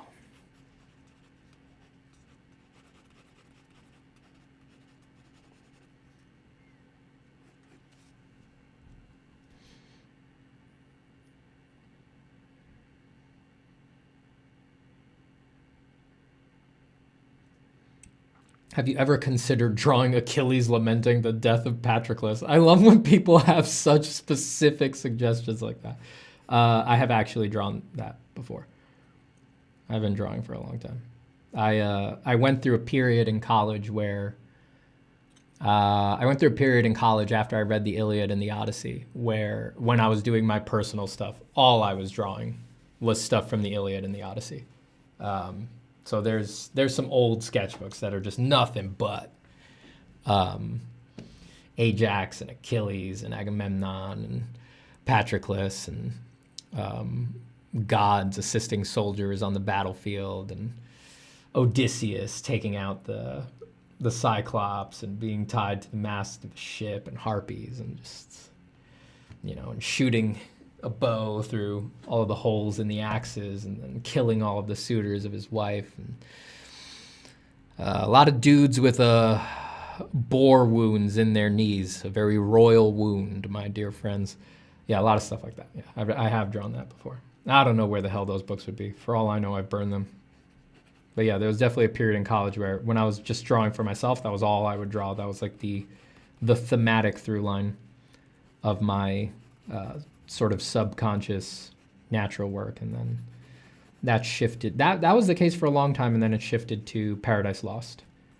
And then, yeah, you know, in some sense, still ongoing. Just if I'm twiddling away with no other goal, Paradise Lost tends to be what comes out.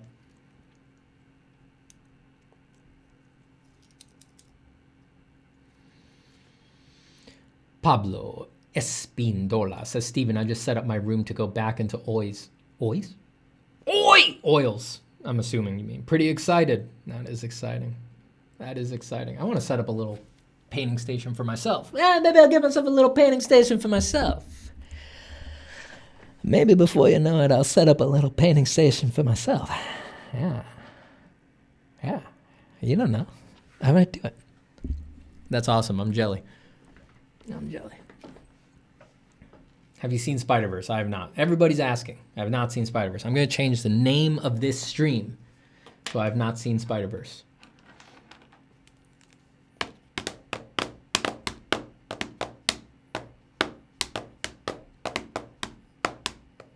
Amir says, shoot, I better get to practicing more of form from imagination. I want to draw so much of that stuff. Good. Good.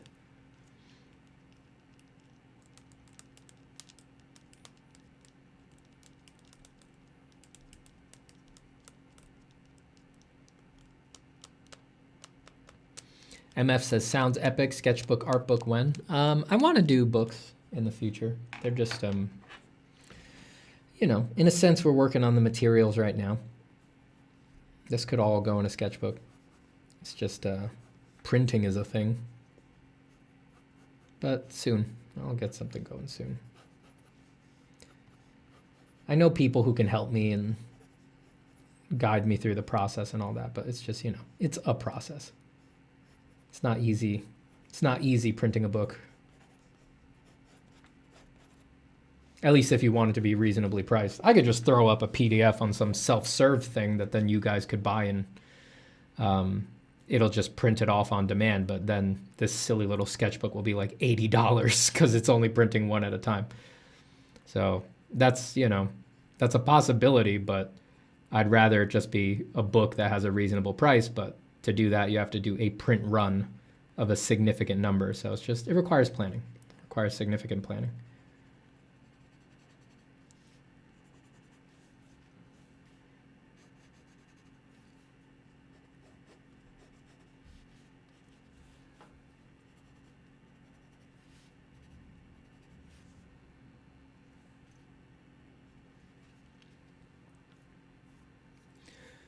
I come for the singing. Steven Zapata art have the voice of an angel just saying, you're goddamn right, Vasast.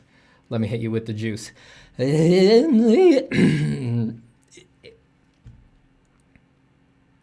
arm. In the arms of...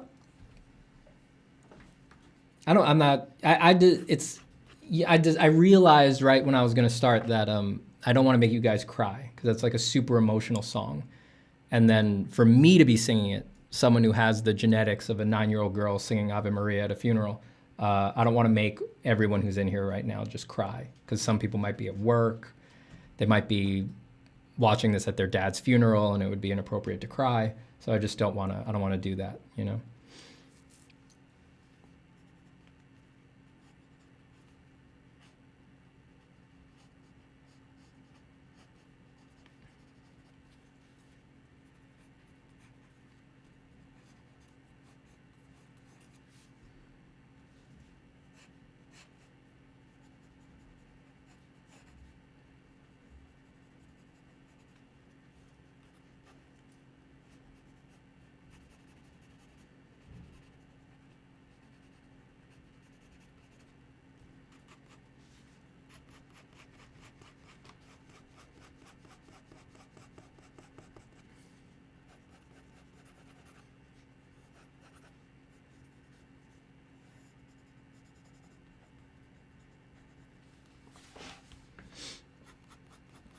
Stop it, I'm tearing up.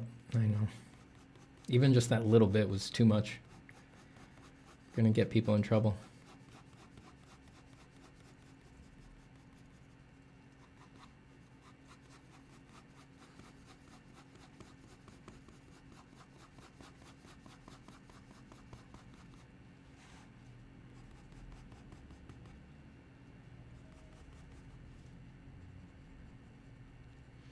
Spiridon has processed, chosen, and published sketchbooks. Decade by Evan Mellon Munson was a cool book. Yeah, I know Spiridon. He does do that stuff. He might be someone I asked, but he's also a very busy guy. Very busy guy. But yeah, like I said, I have guidance for stuff like that. It's just I got a lot of other stuff on my plate right now.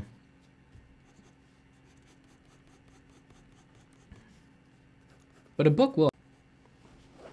I have my old silly little book here.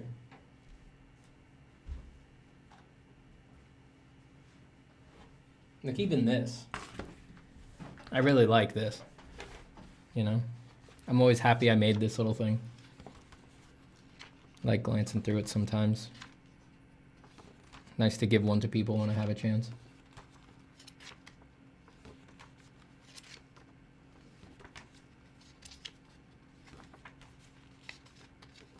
This is just a little zine, you know?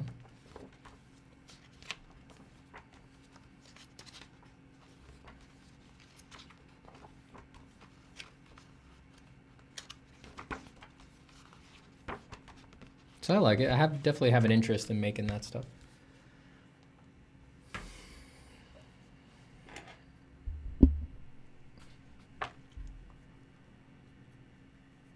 Did the stream just hiccup for anyone else? No. I don't know, maybe. Things are pretty stable on my end. More stable than they have been recently, actually. I remember before I took my break, there was a lot of instability on stream, but today and yesterday, I didn't have a single blip, and I had 0 drop frames all the time. It was just solid green, excellent connection from YouTube the whole time. I don't know.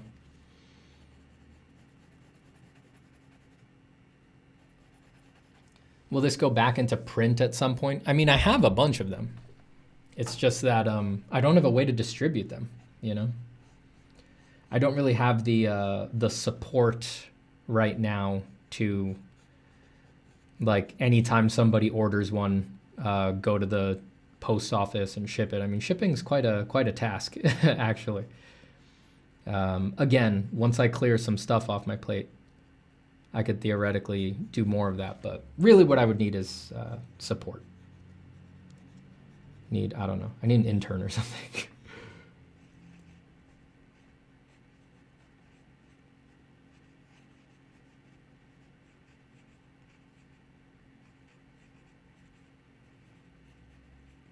I didn't make them to ship them. I made them to have them at an in-person event that I did in New York years ago. That was how the people who got them. And then I just kept the rest of the stock. And if I bump into someone, you know, if someone comes to visit me and stuff like that, I have them available. Sometimes I give them as a little gift.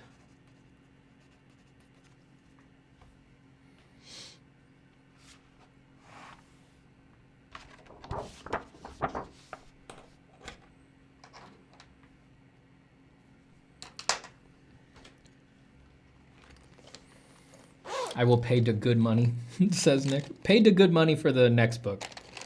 Because that's just a little zine, you know? It's like soft cover, just a little staple binding.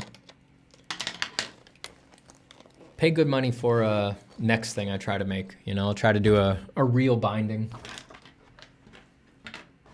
Higher quality, lasts longer.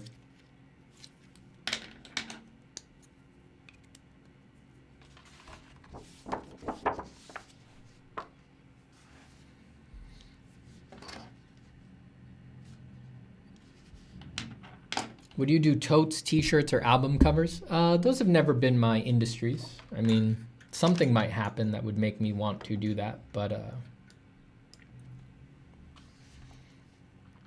as of right now, not really.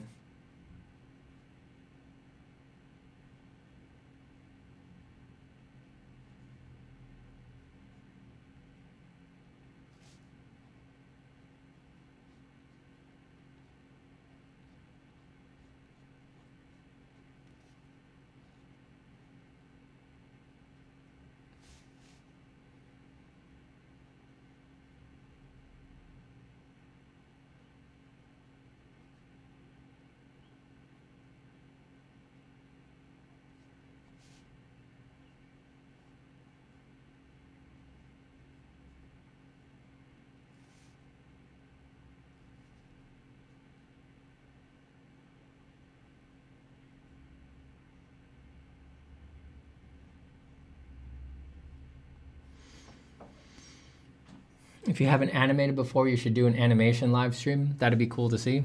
If I ever wind up animating again, I will definitely do it on stream because it takes a huge amount of time. Might as well be talking the whole time. I have not done much animation. I've done, you know, maybe 1 or 2 frame by frame drawn animation tests, just like a run cycle, walk cycle. I've done those before.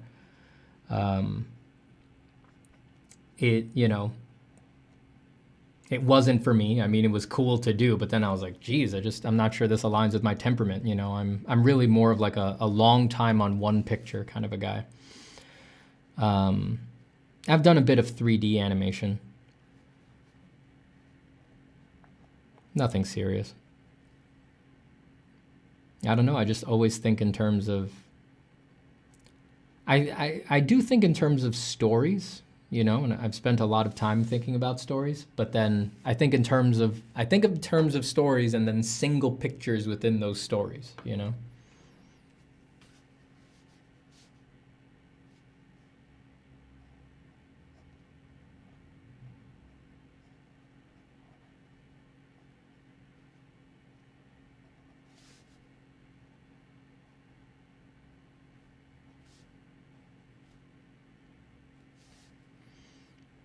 Do you like working in 3D? For certain things, like sculpting in VR is fun. If there's not high stakes, if it's just about like ideation, yeah, I really do like it. I don't know how to be technical in 3D. I don't know how to do topology or get clean surfaces or anything like that. So anything that requires that, I'm frustrated just because of my lack of knowledge of the tools. But I do use 3D as, you know, ideation sometimes. You know, sculpting in ZBrush is fun. As long as it's just completely freeform and it doesn't need to go anywhere, it doesn't need to do something, no one else needs to use it, it doesn't have any production requirements, I do find it fun. And the other side of things, the side that does have production requirements, I don't do it because I don't know how. So nobody asked me to do it. I have used 3D for a long time though. I mean, even pretty young, I started using 3D programs. I started using something called Bryce 3D, which I don't know, might still be around, but I think is defunct. Started using that when I was like, it was before I was a teenager, I think. I must have been somewhere between 10 and 12 or something like that. And I used Maya and had like my first interactions with like a robust 3D software in mid-high school, so probably like 15 years old. I learned some basic polygon modeling in Maya. I mean, this is a pretty, might have been Maya 7, something like that. I feel like that sounds familiar. Learned how to do a bit of animation in there as well. You know, I modeled some things. I modeled like an ATST and then made it like fall out of a drop ship and sort of unwrap itself and stuff like that. Hom Rain gives me $2.20 in Canadian dollars. What is your left hand actually doing when you draw? Shit. What's I lost my track. What is it in like Buddhist and other kinds of yogi practices, the hand signals that do magic stuff? Mudras? Is that it? Someone in here will know. They're doing mudras all the time. Whenever my left hand is off camera, I'm manifesting particular energies with mudras. Thanks for the money, Homrain. Thank you so much. I appreciate the money. Haven't heard that name in a long time. I hope you didn't buy Maya. No, I was using it because my half brother had a copy. He's much older than me. And he was into that stuff. So he had a copy and he brought it over and installed it on my sister's computer because he wanted to use it every now and then when he was over. So he left it on there and I started poking around with it. So I was using like his, I don't think it was a full one. It was a student version that was super discounted, but it was full Maya. The only thing was that it just always had the watermark in the corner of renders and animations, which I was like, I don't care, that's fine. So I used this educational version of Maya definitely to the intended purpose of something like that. And yeah, so I've been exposed to 3D since pretty early and used it pretty early, understood the basic concepts pretty early. And then in college, they made us do a lot of SketchUp because the way the industry was going, it was just like for any perspective stuff, it always made sense to just do a quick SketchUp model to get your boxes right, to get the field of view right, things like that. So they made us do a lot of SketchUp early college. Mid to late college, we started using a program called Modo that was a little bit more robust. You know, SketchUp was really like, SketchUp can do a lot, but it was mostly for like scene setting and just like basic blocks, though you can get really crazy with SketchUp. And then Modo was like a full polygon modeling suite. So we learned some Modo. I did a bunch of Modo, modeled like all sorts of stuff, beginner stuff, hammers, anvils. Oops. Speaking of, I was about to say I modeled a couple cars, and then that was my alarm to remind me to move my car, which I forgot I have to do. But I have a little time. I don't need to run for that. But yeah, I did Modo in mid to late college. Picked up ZBrush for myself after college. Like ZBrush. Like I said, nothing technical, but just for fun, for, you know, for my kind of mind, like anatomy and stuff like that. ZBrush is definitely the more natural way to go. And yeah, some VR sculpting, stuff like that. Blender, picked up Blender because it seemed, you know, just freely available and had a good mix of like, you can do easy stuff fast, sort of like SketchUp, but then it also has depth, like something like Modo. And the rendering engine was one of the most accessible ways to get ray tracing. It's like you could get ray tracing, difficult to get ray tracing in ZBrush, you have to move it over to Keyshot. You could get ray tracing in SketchUp, but you need a V-Ray plugin, and it's like moving everything. It's a total pain in the ass every time that I tried it, but Blender was really the one where it's like, this is accessible ray tracing. It's just in there, out of the box. You don't have to change your workflow. It's just like you do your model and you just click the button for ray tracing, which is the way, set it to cycles, which is the way it really should have been for all these other programs. Modo has accessible ray tracing too, just because they had their own ray tracing engine built in. But yeah, I picked up Blender when I saw that because I thought that stood out amongst the 3D options.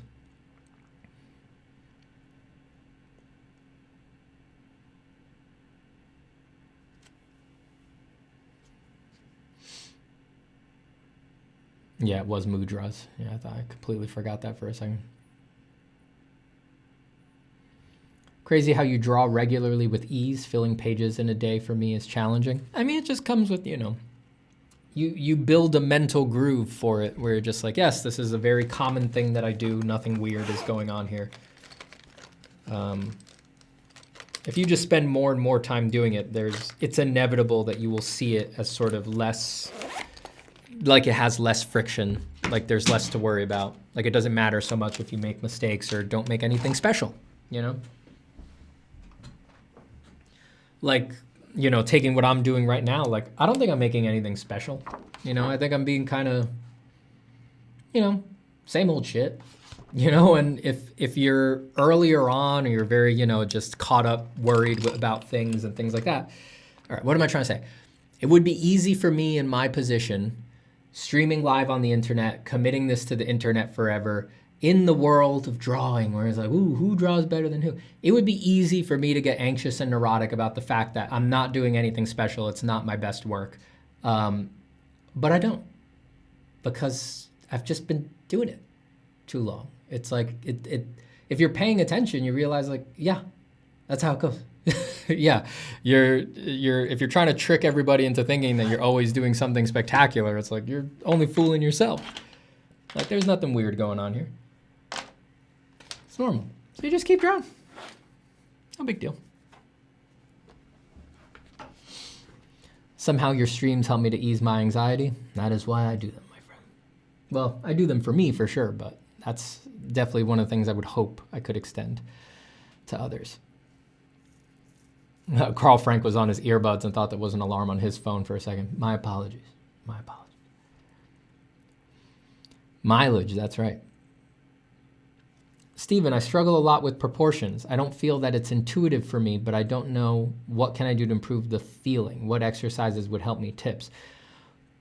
Proportions are one of the few things, not few, there's plenty of stuff like this, but they're one of the things that are very hard to practice in the abstract. Because if you're trying to do proportions for like human figures or something, it's like you usually study that just flat on, no perspective. And then it's like, how exactly are you supposed to carry that over to creative pictures where something exists within a lens, you know, a field of view that transforms the proportions of everything, where you're not just looking at it front on, but you're looking at it from a little above, a little below.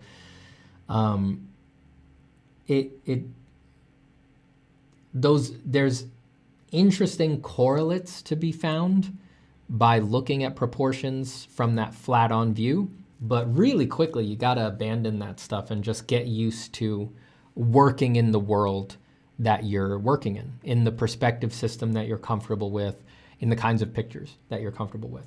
So I wish I had a better answer for you, but I think that's one of the ones that really is mileage, and specifically mileage with the kinds of pictures you like to make. Like, what do I mean by that? I mean, like, I'm not huge on perspective. I can do perspective. I'm trained in perspective. I've had to do a lot of professional work that heavily relies on perspective.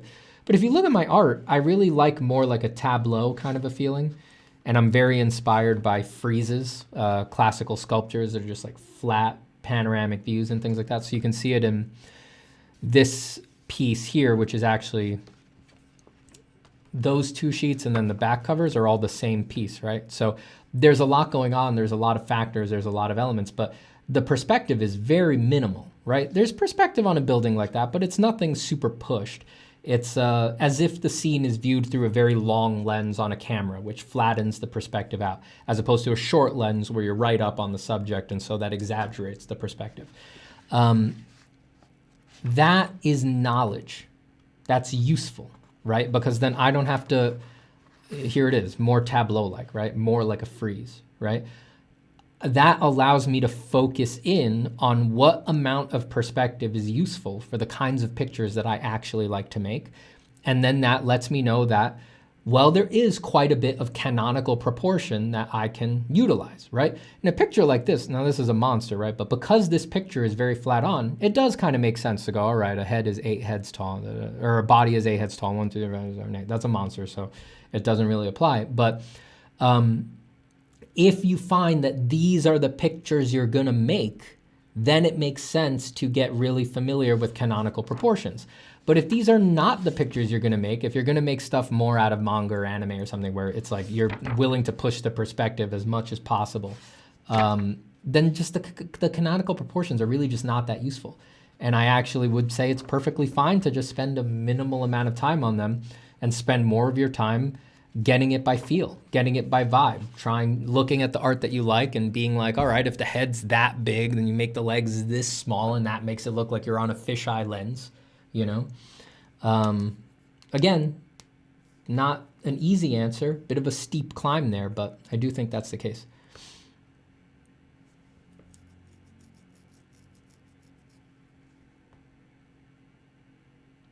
Steven, have you tried drawing any realistic portraits like celebrity faces? Yeah, I've done a lot of that over the years. I mean, I don't really have that stuff online or anything, but I don't know, if you dig through my Instagram, if you scroll all the way back, you'll see me doing all sorts of shit.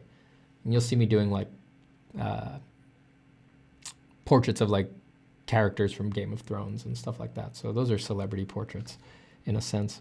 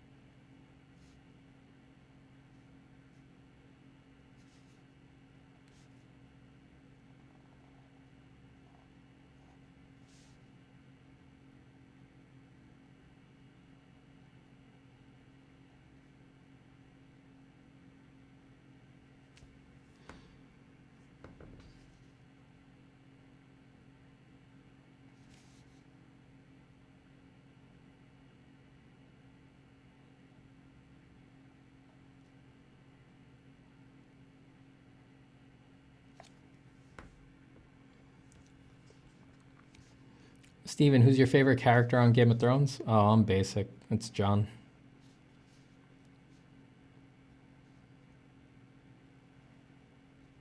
especially from a book perspective. It's like, for the love of God, I gotta know what happens to John.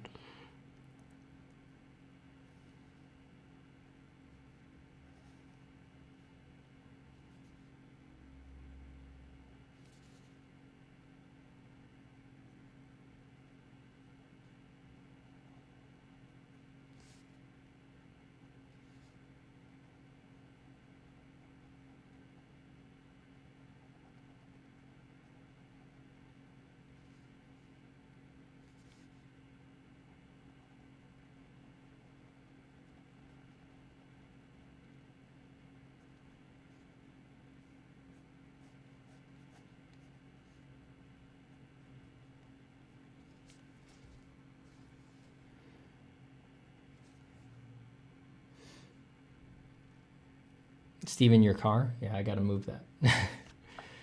I don't have to rush right now because I don't need to move it out of a space. I need to move it into a space. You see, in New York, which is a dystopian nightmare, you need to move your car a day early. Well, here's what if you've got the flexibility that I do, I have my car in a Thursday. Now today's Wednesday. Now, if I had left my car on a Thursday and then I let this day go by, then tomorrow I'm screwed. So what I did is I moved my car yesterday on Tuesday so that it's in a Thursday. And now today, Wednesday, when the Wednesdays are up and available again, I move my car into a Wednesday so that I don't have to struggle to move it tomorrow on Thursday out of a Thursday. So I'm not in danger of getting a ticket right now. I just need to move it so that I don't get a ticket tomorrow.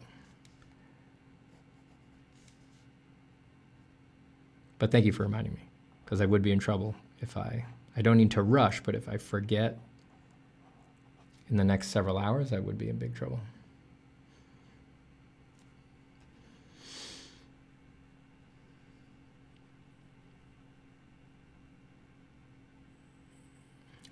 Price says my question went to hell.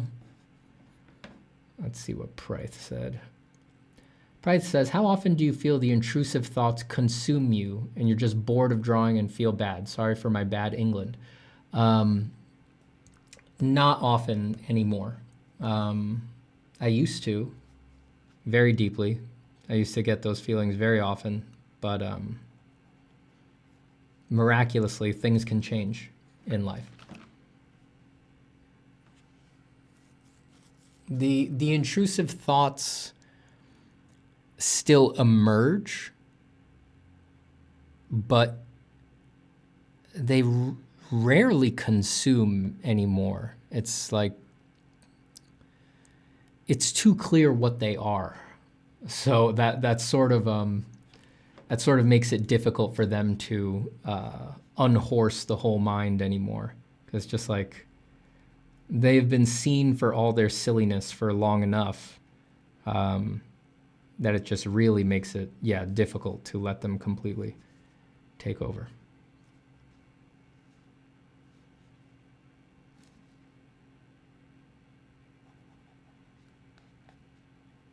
And if you're having trouble with that, I mean, there's all sorts of, well, first off, the intrusive thoughts might just have to do a lot with stuff that would be best handled in therapy, right?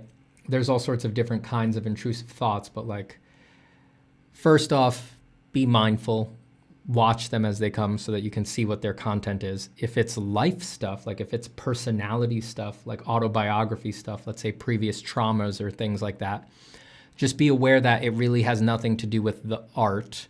It's like making art is probably just the only time in your life that you're taking to sit peacefully.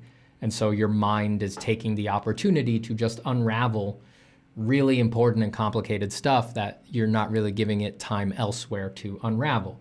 So don't blame the art in that case and get into therapy or something like that and give your time an appropriate, supported place for those thoughts to unravel. And don't, if that's what's in the content of the thoughts, don't resist them. Like there's nothing unnatural about your brain needing to work through that stuff, these past traumas, these past insecurities, these just personality stuff.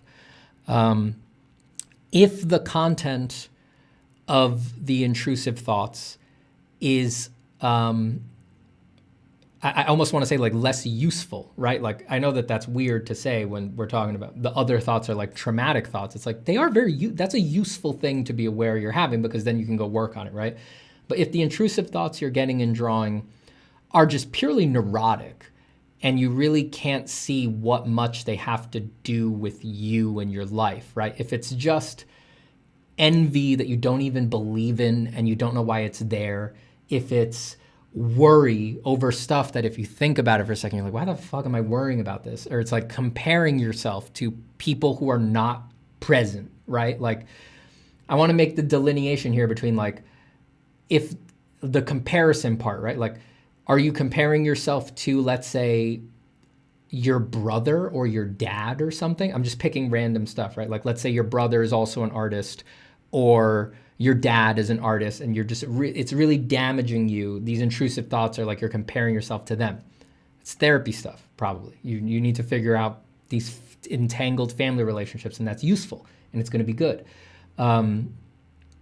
If it's that you're comparing yourself to the amorphous nobody out there, the faceless internet, an audience that you've never met that you worry is going to heckle you, that's pure neuroticism. It's not grounded in anything factual. Those thoughts, those kinds of intrusive thoughts, those need to be seen for what they are with great clarity, which is just less than wind, just nothing, just insubstantial, like barely the electronic firings that constitute them in the brain that you don't experience. Like they're barely even that. They're totally gossamer and insubstantial, and they can be allowed to float into the mind and out of the mind. Now that will begin an interesting relationship with your drawing, with your art, because again, sitting and drawing might be the only time that you talk or interact with that stuff, interface with that stuff. And that's one of the beautiful things about drawing, is that it does give you time to gain those insights and to rehearse them and to practice them and to integrate them and to feel them with clarity, which I highly recommend. And then at a certain point, yes, so all of that to say, all of that difficulty, all of the confusion, just remember, like I said, at a certain point, you've been doing it long enough, you get into the late intermediate to advanced part of the practice, they don't consume you. They stop consuming you. They're just arising phenomena that you're very familiar with. They've lost a certain amount of their energy because they're just so, I don't know how to put it, boring. Like you're finally bored of them. You're just finally bored of them in a profound sense. Not bored of them in the suffering way, like, oh, my mind, I can't take it anymore. Ah. Like not that negative affect version of boredom, but just the part of boredom that's just like, when they come in, you're just like, okay, like, yeah, hey again, you know, and it's just like, you can laugh it off, you carry it lightly, and then yeah, they can't unhorse you because they're low energy now. They don't have the same charge that they used to have that would have been necessary to do that. And then you can just keep going peacefully.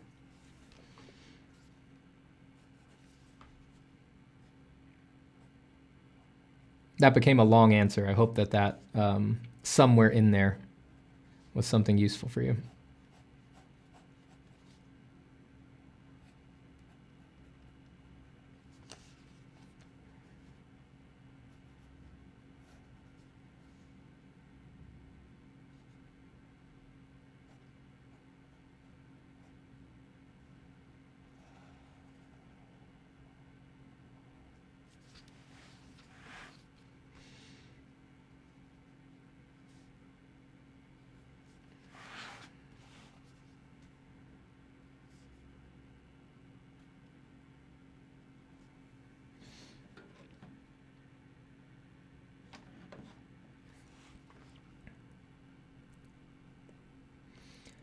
L.S. Stevens says, well said. George Carlin stated you should always give yourself an hour a day to self-reflect.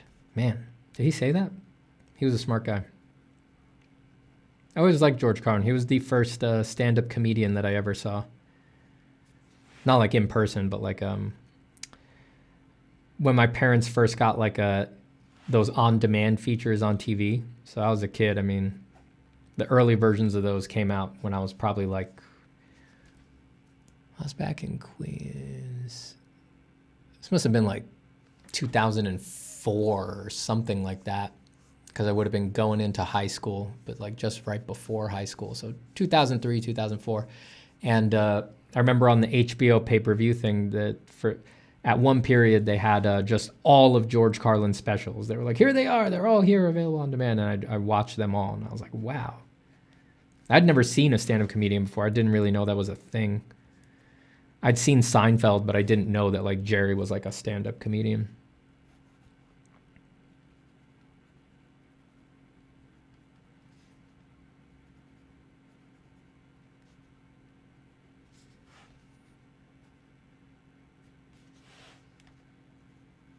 And yes, in case you were, in case you were wondering, yes, I did have a lot of unsupervised time as a child. Not even 13 years old, watching every George Carlin special.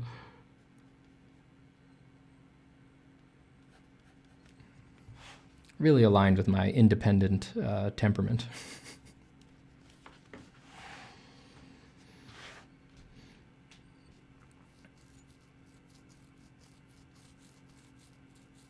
It's Ray. Oh, is love gone wrong, Ray? Oh, that makes sense because they're redacting messages and doing a lot of emojis and saying bye over and over again. That's funny.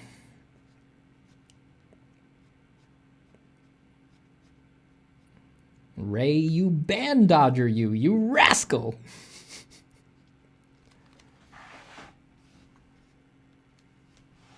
I'll ban you in a minute. Don't worry. Let me finish my fluting. Then I'll ban you. I know he loves it. It's just very clear. It's clear that Ray gets off on being banned. I hate to indulge his proclivities, but just on a practical level, I'm simply forced to. This works for both of us.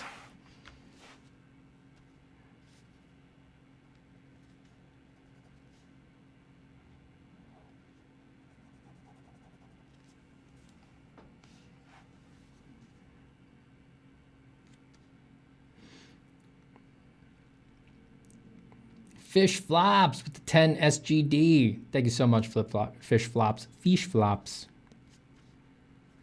I appreciate the monetary love. I appreciate you valuing me with currency.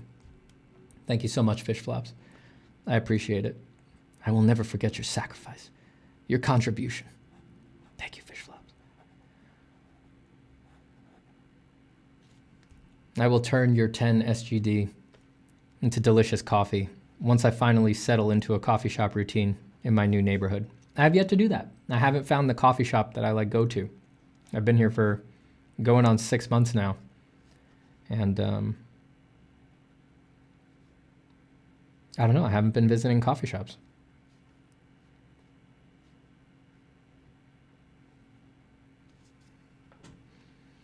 Thank you so much, Fish. I remember an animated show about a sheep in a city. I think it had a George Carlin parody. A sheep in a city.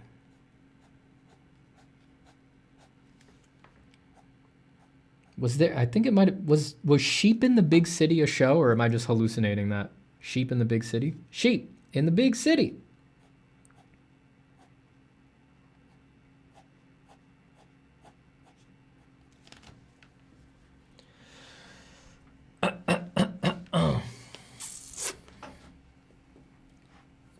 Early 2000s kids are known for having unrestricted internet. It was a wild time.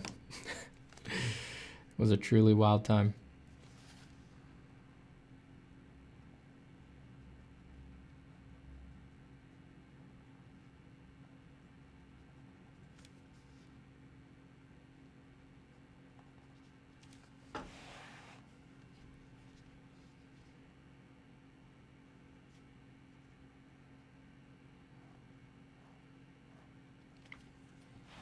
Just make your own coffee. The shops are overpriced garbage. Yeah, I do make my own coffee for the most part. I don't really go to coffee shops for the coffee. I go there because, you know, you work from home, you're alone all the time. Coffee shop's just a nice place to... What I'm paying for is to sort of be in a different place and just have the energy of strangers around. Just kind of see them milling about, doing things.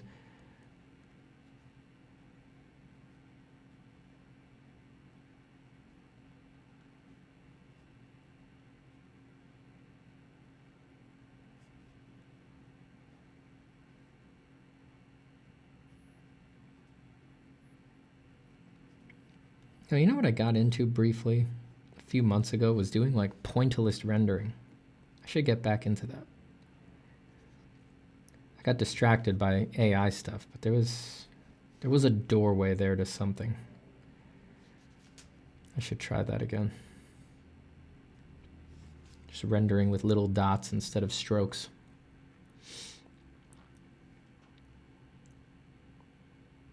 Remember dial-up? God, yes, I remember dial-up.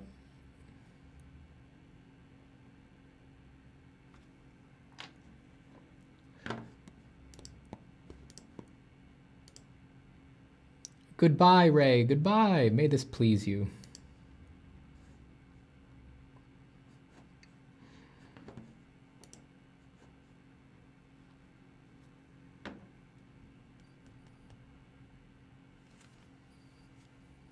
How do you harvest the energy from strangers? Pull them into back rooms and bite their necks.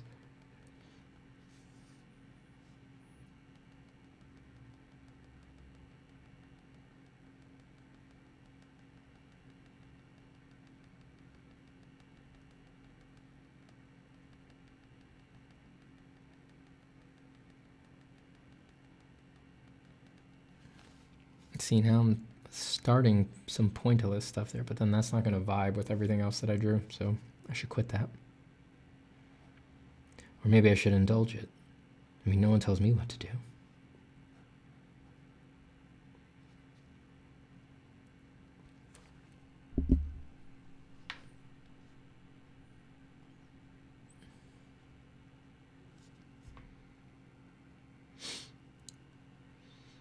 Energy vampire confirmed.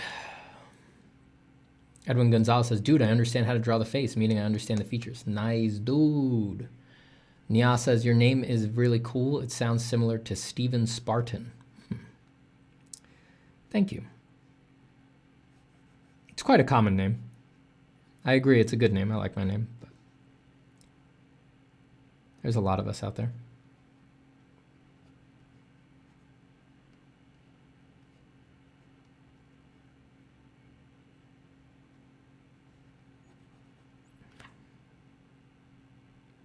I can name like 5 Zapata artists off the top of my head. There's even another Steven Zapata that works at Riot.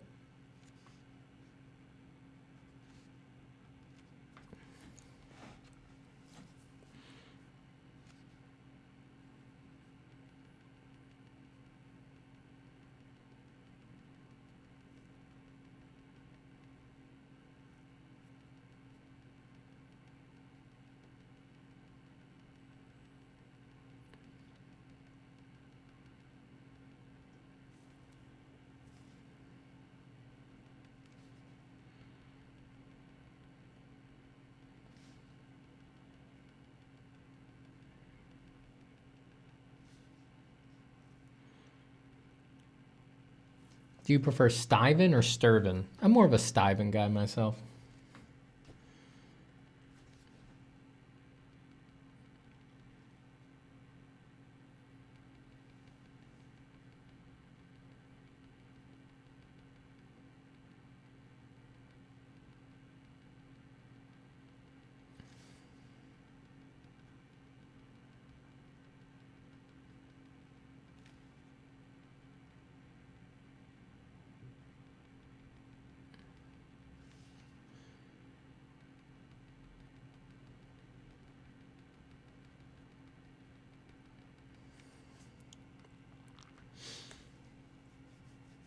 Knight looks sick. Looks like a Lois Knight from Dark Souls. Nice, dude. Nice. I used to get a lot of people saying, "Whoa, this looks like something from Dark Souls," years and years ago before I ever played Dark Souls. And I used to get annoyed by that compliment just because I got it a lot. And then I played Dark Souls, and then I was like, "Oh my, a nice thing to say." Really, you're the first Zapata I've ever heard of, and that is true to this day. Yeah, there's a lot of us. Yeah, like I said, there's Steven Zapata, who I think last I saw was working at Riot. I forget what he does, he's like a technical lighting artist or something like that. There's Gabby Zapata, she's a viz dev artist, I think at Disney or DreamWorks, I forget. Jeff Zapata was the art director who designed the famous Garbage Pail Kids trading cards from the 80s, and he still does a bunch of stuff in those realms, and he still goes to like conventions where Garbage Pail Kids are a big deal, and he's always a hit. I think his name is Jeff. There's James Zapata, another illustrator, digital painter, concept artist guy. What's that, 4? And there's more. There's more. Where Zapata nickname comes from? It's not a nickname. That's my real last name. It's Zapata was the name of a famous Mexican revolutionary, Emiliano Zapata. So people love names that are named after revolutionaries and significant figures. So Zapata is a very, very common name around Latin America, Middle America.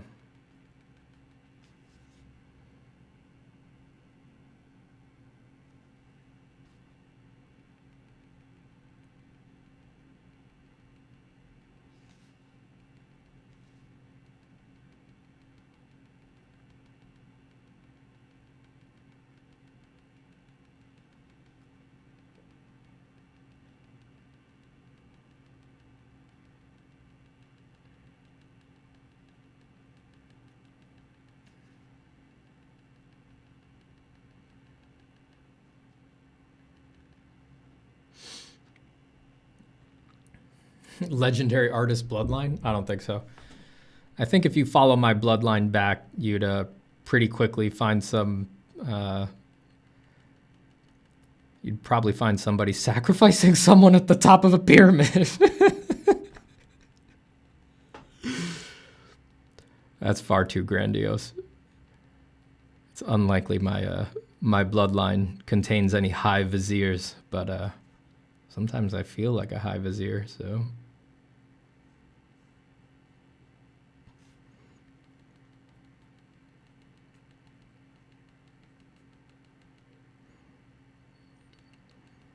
Is this Ray guy all that bad? Did he deserve to get banned? You know, who's all bad all the time? Sometimes we are good, sometimes we are bad. We're all universes. We contain multitudes. I just ban Ray. I ban Ray by rote because he's a ban evader. He just makes new accounts and he keeps coming back, you know? So it's less about him being bad in the moment. It's just like, he's already been banned. He's already not supposed to be chatting in here.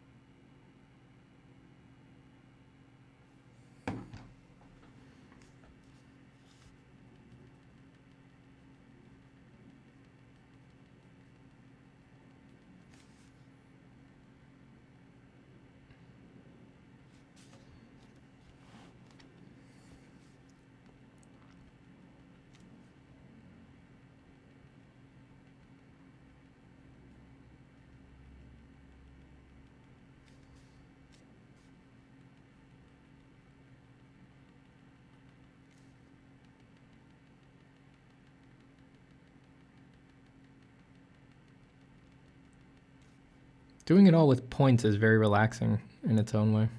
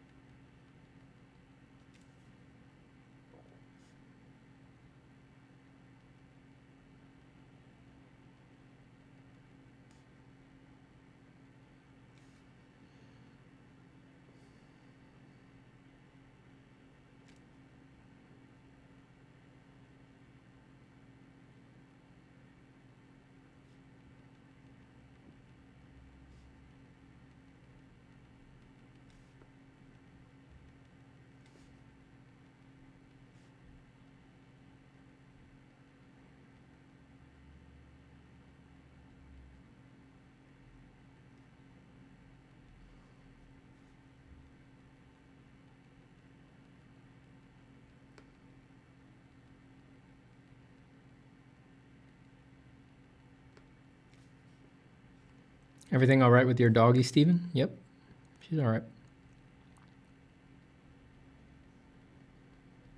She's currently on a diet, a brief one. She is 1 pound overweight. God damn it. So no coogies for her.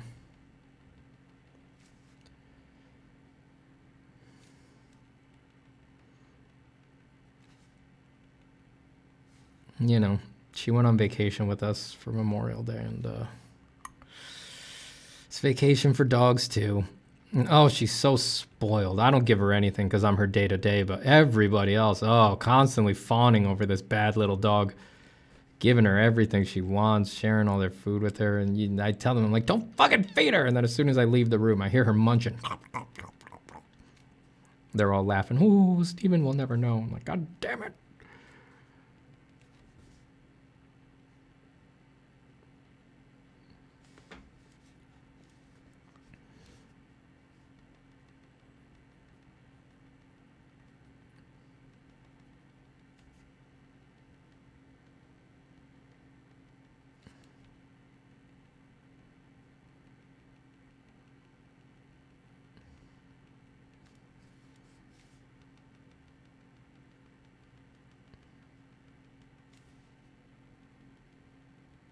I love drawing.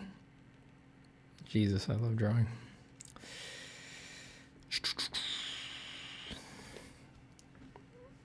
I'm going to try to put out a little book, little manual, codifying some of the principles that are in the early YouTube videos, the early drawing meditations. Going to try to have that out in a way where it just like sits. People can get it anytime, can just link to it easily.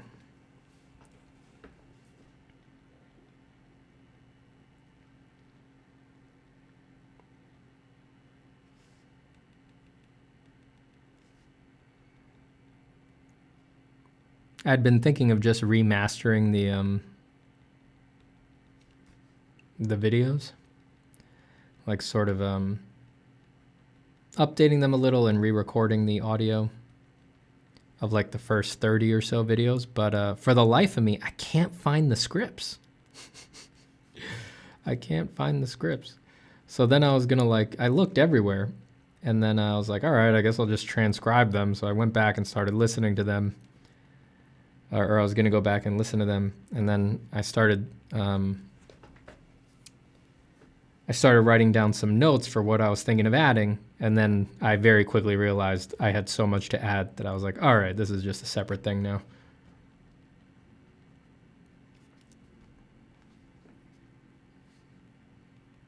You ever try drawing your dog? Yeah, I've drawn her many times.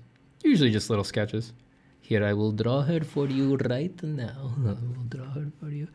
She look like this. She has little diamond eyes. Like this. And she has white diamond between eyes. And then it comes out like this. And little nose.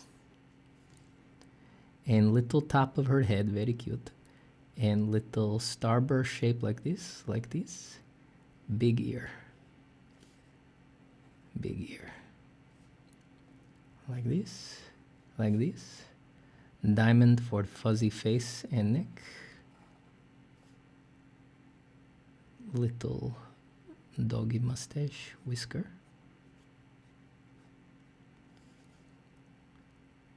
Hair.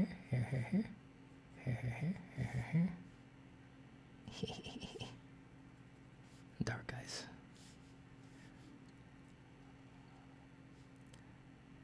Collar peeks out like this. And more big hair. Little feet popping out. Yes, very good. Yes, very good. Yes.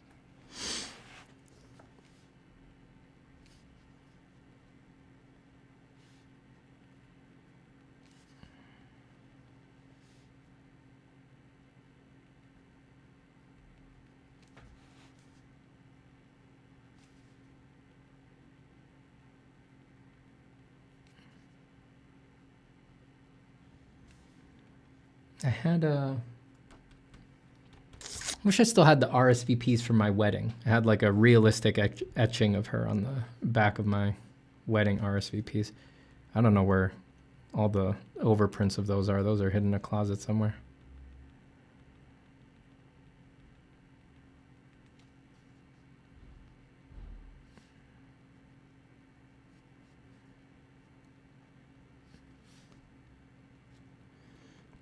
I used to have some, maybe if anybody here used to be with me on Twitch, follow me on Twitch, when I was streaming back on Twitch many years ago, I used to have some pixelated versions of her too. Do I have those? Those were fun to make. Shit, where do I have those? That'd be awesome if I had them on here. Give me a second.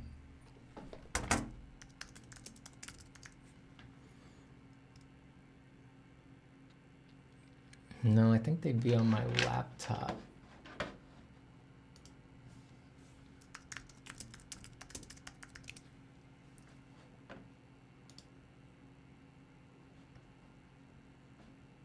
Man, I wish I had those.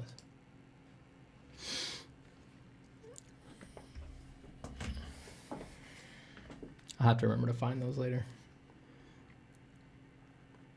I did them at like the 3 different scales and everything. So it's like there was an 8-bit version, a 16-bit version, 32-bit version.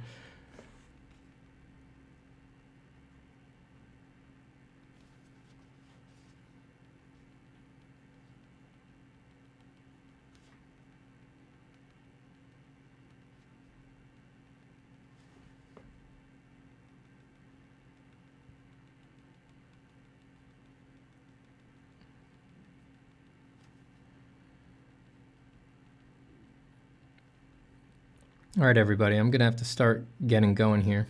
I gotta eat lunch, move my car, and get ready for some calls I gotta do. So if anybody has any final questions, feel free to throw them in the chat while we say goodbye. We'll try to lightning round them. Just give some brief answers.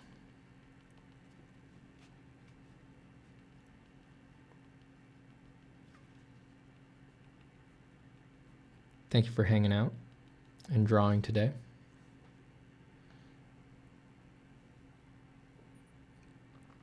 Arturo says, I'm having a really nice time following your course, and I feel I'm starting to understand form and light much better, but it's taken me forever.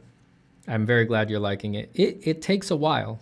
Don't get discouraged. It's complicated stuff, but the good thing about the form and light principles is that once you know them, you know them. You know, it's not like I mean, you need mechanical ease and mileage and practice to put it into forms that look nice and virtuosic, but the part of the fundamentals that dovetails with science, like the nature of light and why that produces forms such the way that it looks in reality, once you know that stuff, you know it. Once the concepts have clicked, it's just like it's there, it's in you forever.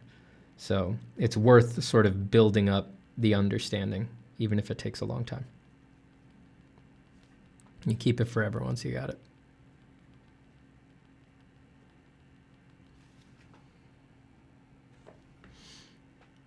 Wait, how long has this been going? Looks like 2 hours and 40 minutes now.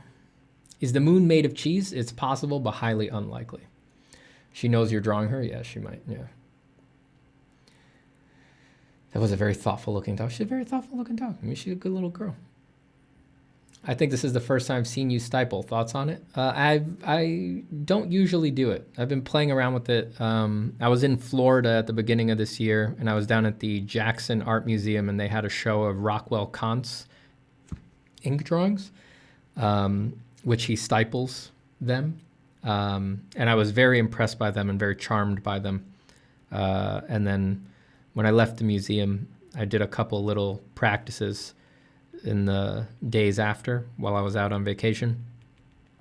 And yeah, I detected there was some promise there, but he really showed me the way. I mean, I really liked he has like very stylized forms, very stylized figures, but I really liked the light effect and the form that he got with the stippling, and it wasn't like rigid with him. That's what turned me off from stippling a lot in the past, is that a lot of people who stipple do it very rigidly. Like they like almost the mechanical quality of like each stipple being very nice and gridded, very similar, very like strong like that.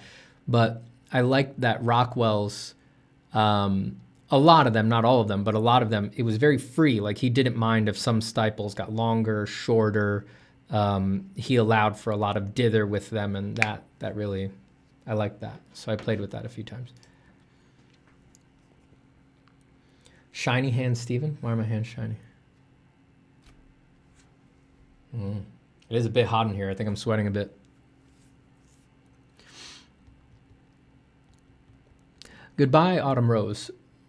Goodbye, GW. Goodbye, Earth. Mango or banana? Banana, I think. How often do you trim your mustache, Mr. Zapata? Oh, I don't know, once every couple of weeks, or if I have to do something or something like that. It was nice drawing with you. It was nice drawing with you too, Autumn Rose. Do you do much digital drawing? Tons. Yeah, if you look through all the past streams and videos on this channel, you'll see I do tons of digital stuff. Goodbye, William. If you were starting over from 0 social presence today, where would you start? Says Lucifer Riding. Probably YouTube.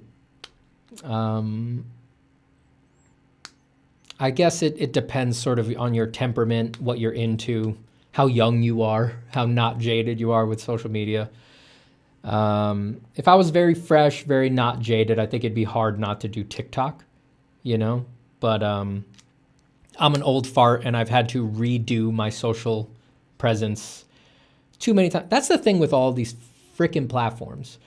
In the beginning, you think they're the one and they're going to last forever. And then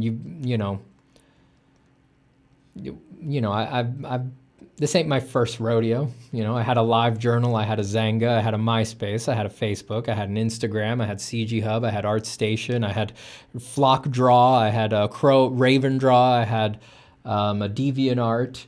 I said Instagram, I had a Twitch, I had a IO live stream, I had a Beam stream, I had YouTube, I had a TikTok. Like I've had them all. Like after you do that a certain number of times, you're like, oh right, none of this is real. You can skip them. There'll be a frickin' other one. They're not gonna last forever.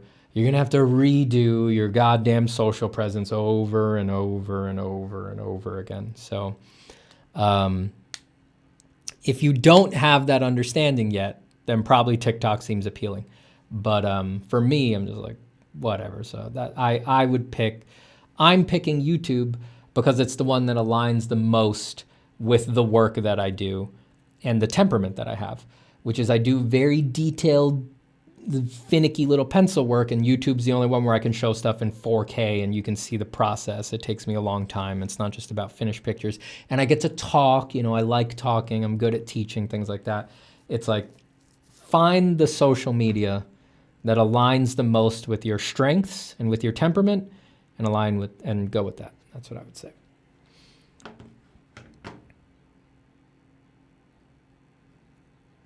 Goodbye, Corey Krumnacher.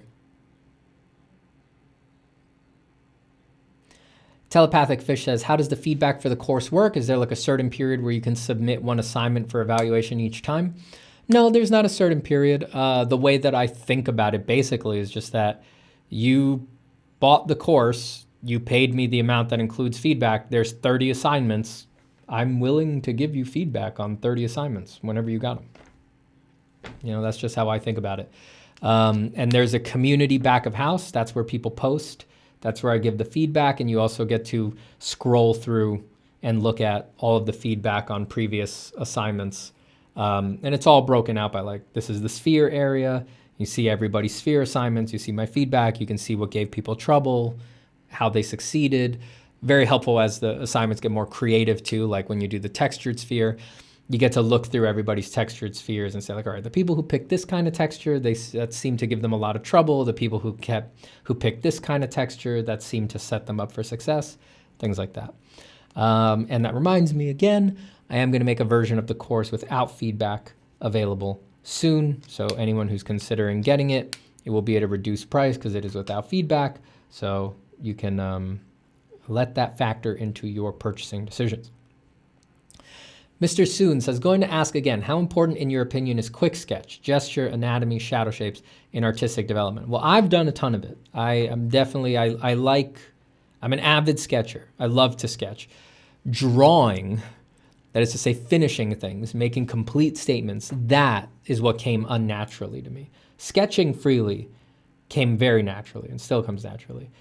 Finishing stuff, making a drawing instead of a sketch, that took more work. And it took a long time to build up that muscle and to find the exact Zen balance of process and proclivity to allow me to actually push through to the other side of like a 100-hour piece or something like that. So quick sketch has been a big deal for me, but yeah, you need to balance things with your temperament. If you're asking is quick sketch important because you're a natural drawer, you're more inclined to finish stuff and to spend a long time on things, for my money, that's the better problem to have, because it's easier to have a portfolio of finished drawings than it is to have a portfolio of sketches. And I do think that quick sketch definitely lets you iterate a lot, and it teaches you how important energy is, and it makes you comfortable in the energy space for a drawing, like just high energy, just like wheeling it off. But I think a lot of people underestimate how much there is to learn about drawing on the other side of a 100-hour drawing. There's certain parts of drawing and design and decision making that can simply only be rehearsed 50 hours in, and there's no getting around that. And I think a lot of people should make it a priority to spend more time there than they have before. And I've seen students who have done very little sketching, but have just like a few long drawings under their belt, like less than 10, sometimes less than 5.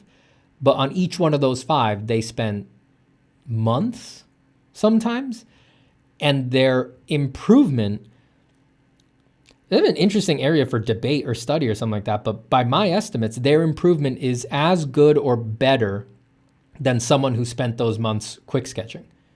It's like there's different things to be learned, but also similar things to be learned by learning things shallow slice and learning things thin slice, deep slice, shallow slice, deep slice.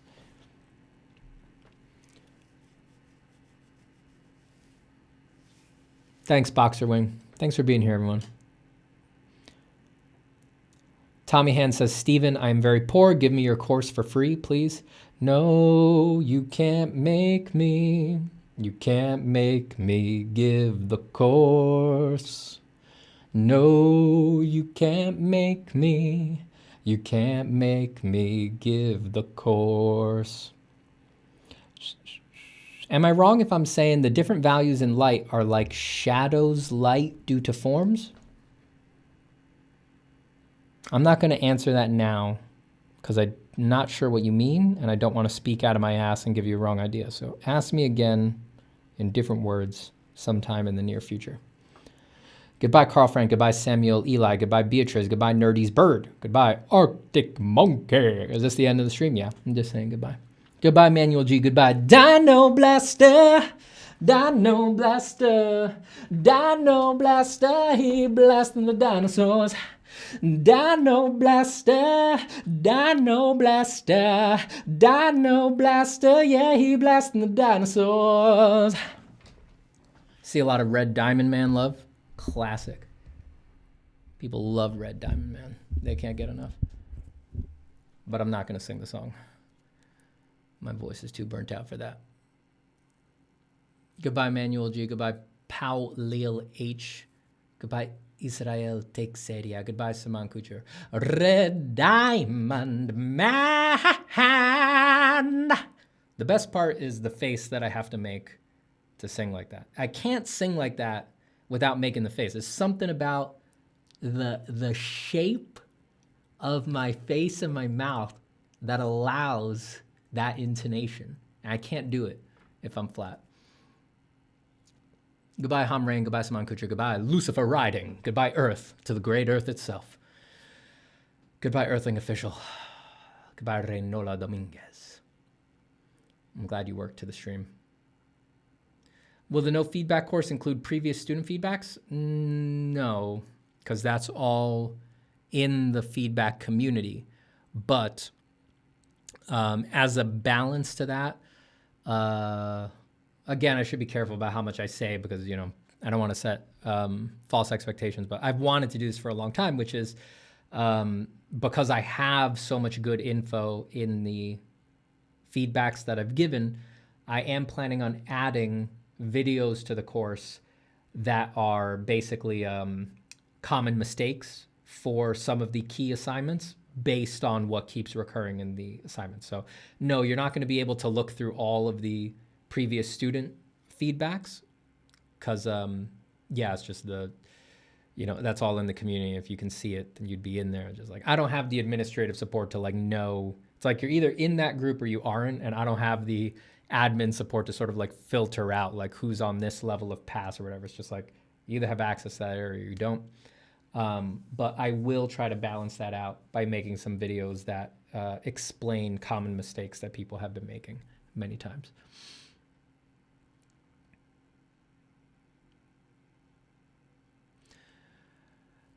Mizubi Art says, hi, Stephen. I was thinking about what you said, idea versus skill artist. I think I'm very much a skill artist, but can I still indulge in some intellectual pursuits? I just feel my work becomes stupid. Yeah, I mean, indulge in whatever you want. That's what art is for, baby. It's all self-indulgent. Just got back, says Nick. Is it over? It is. I'm saying goodbye now. Goodbye, William. Goodbye, Burnham Aslan. Have you ever tried drawing complex mega buildings? Yeah, I worked for a long time in theme parks and architectural stuff. And when you're designing real spaces on a real blue sky level, yeah, you do a lot of mega buildings. You do a lot of crazy stuff. You do a lot of stuff that couldn't be built, but people still want to see. All right, everybody. I'm going to go. Goodbye. Arturo Garcia, Gemel, Prith 13, Two of Land, Paolo, BK Pass, Mizubi R, Colin Gallagher, Felipe, Mizubi R, Magnus Marshall, Charlie, DT, Magnus, Probes, Sanzia, / I can't, MOK, and Tommy Hand. Goodbye, everybody. Goodbye. Tommy Hand has a good question, but I just do not have the time to answer it now because it's a pretty in-depth question. Ask me again, Tommy Hand, on another stream, because that's a fun one to answer, but it takes a while. All right, everybody. Take care.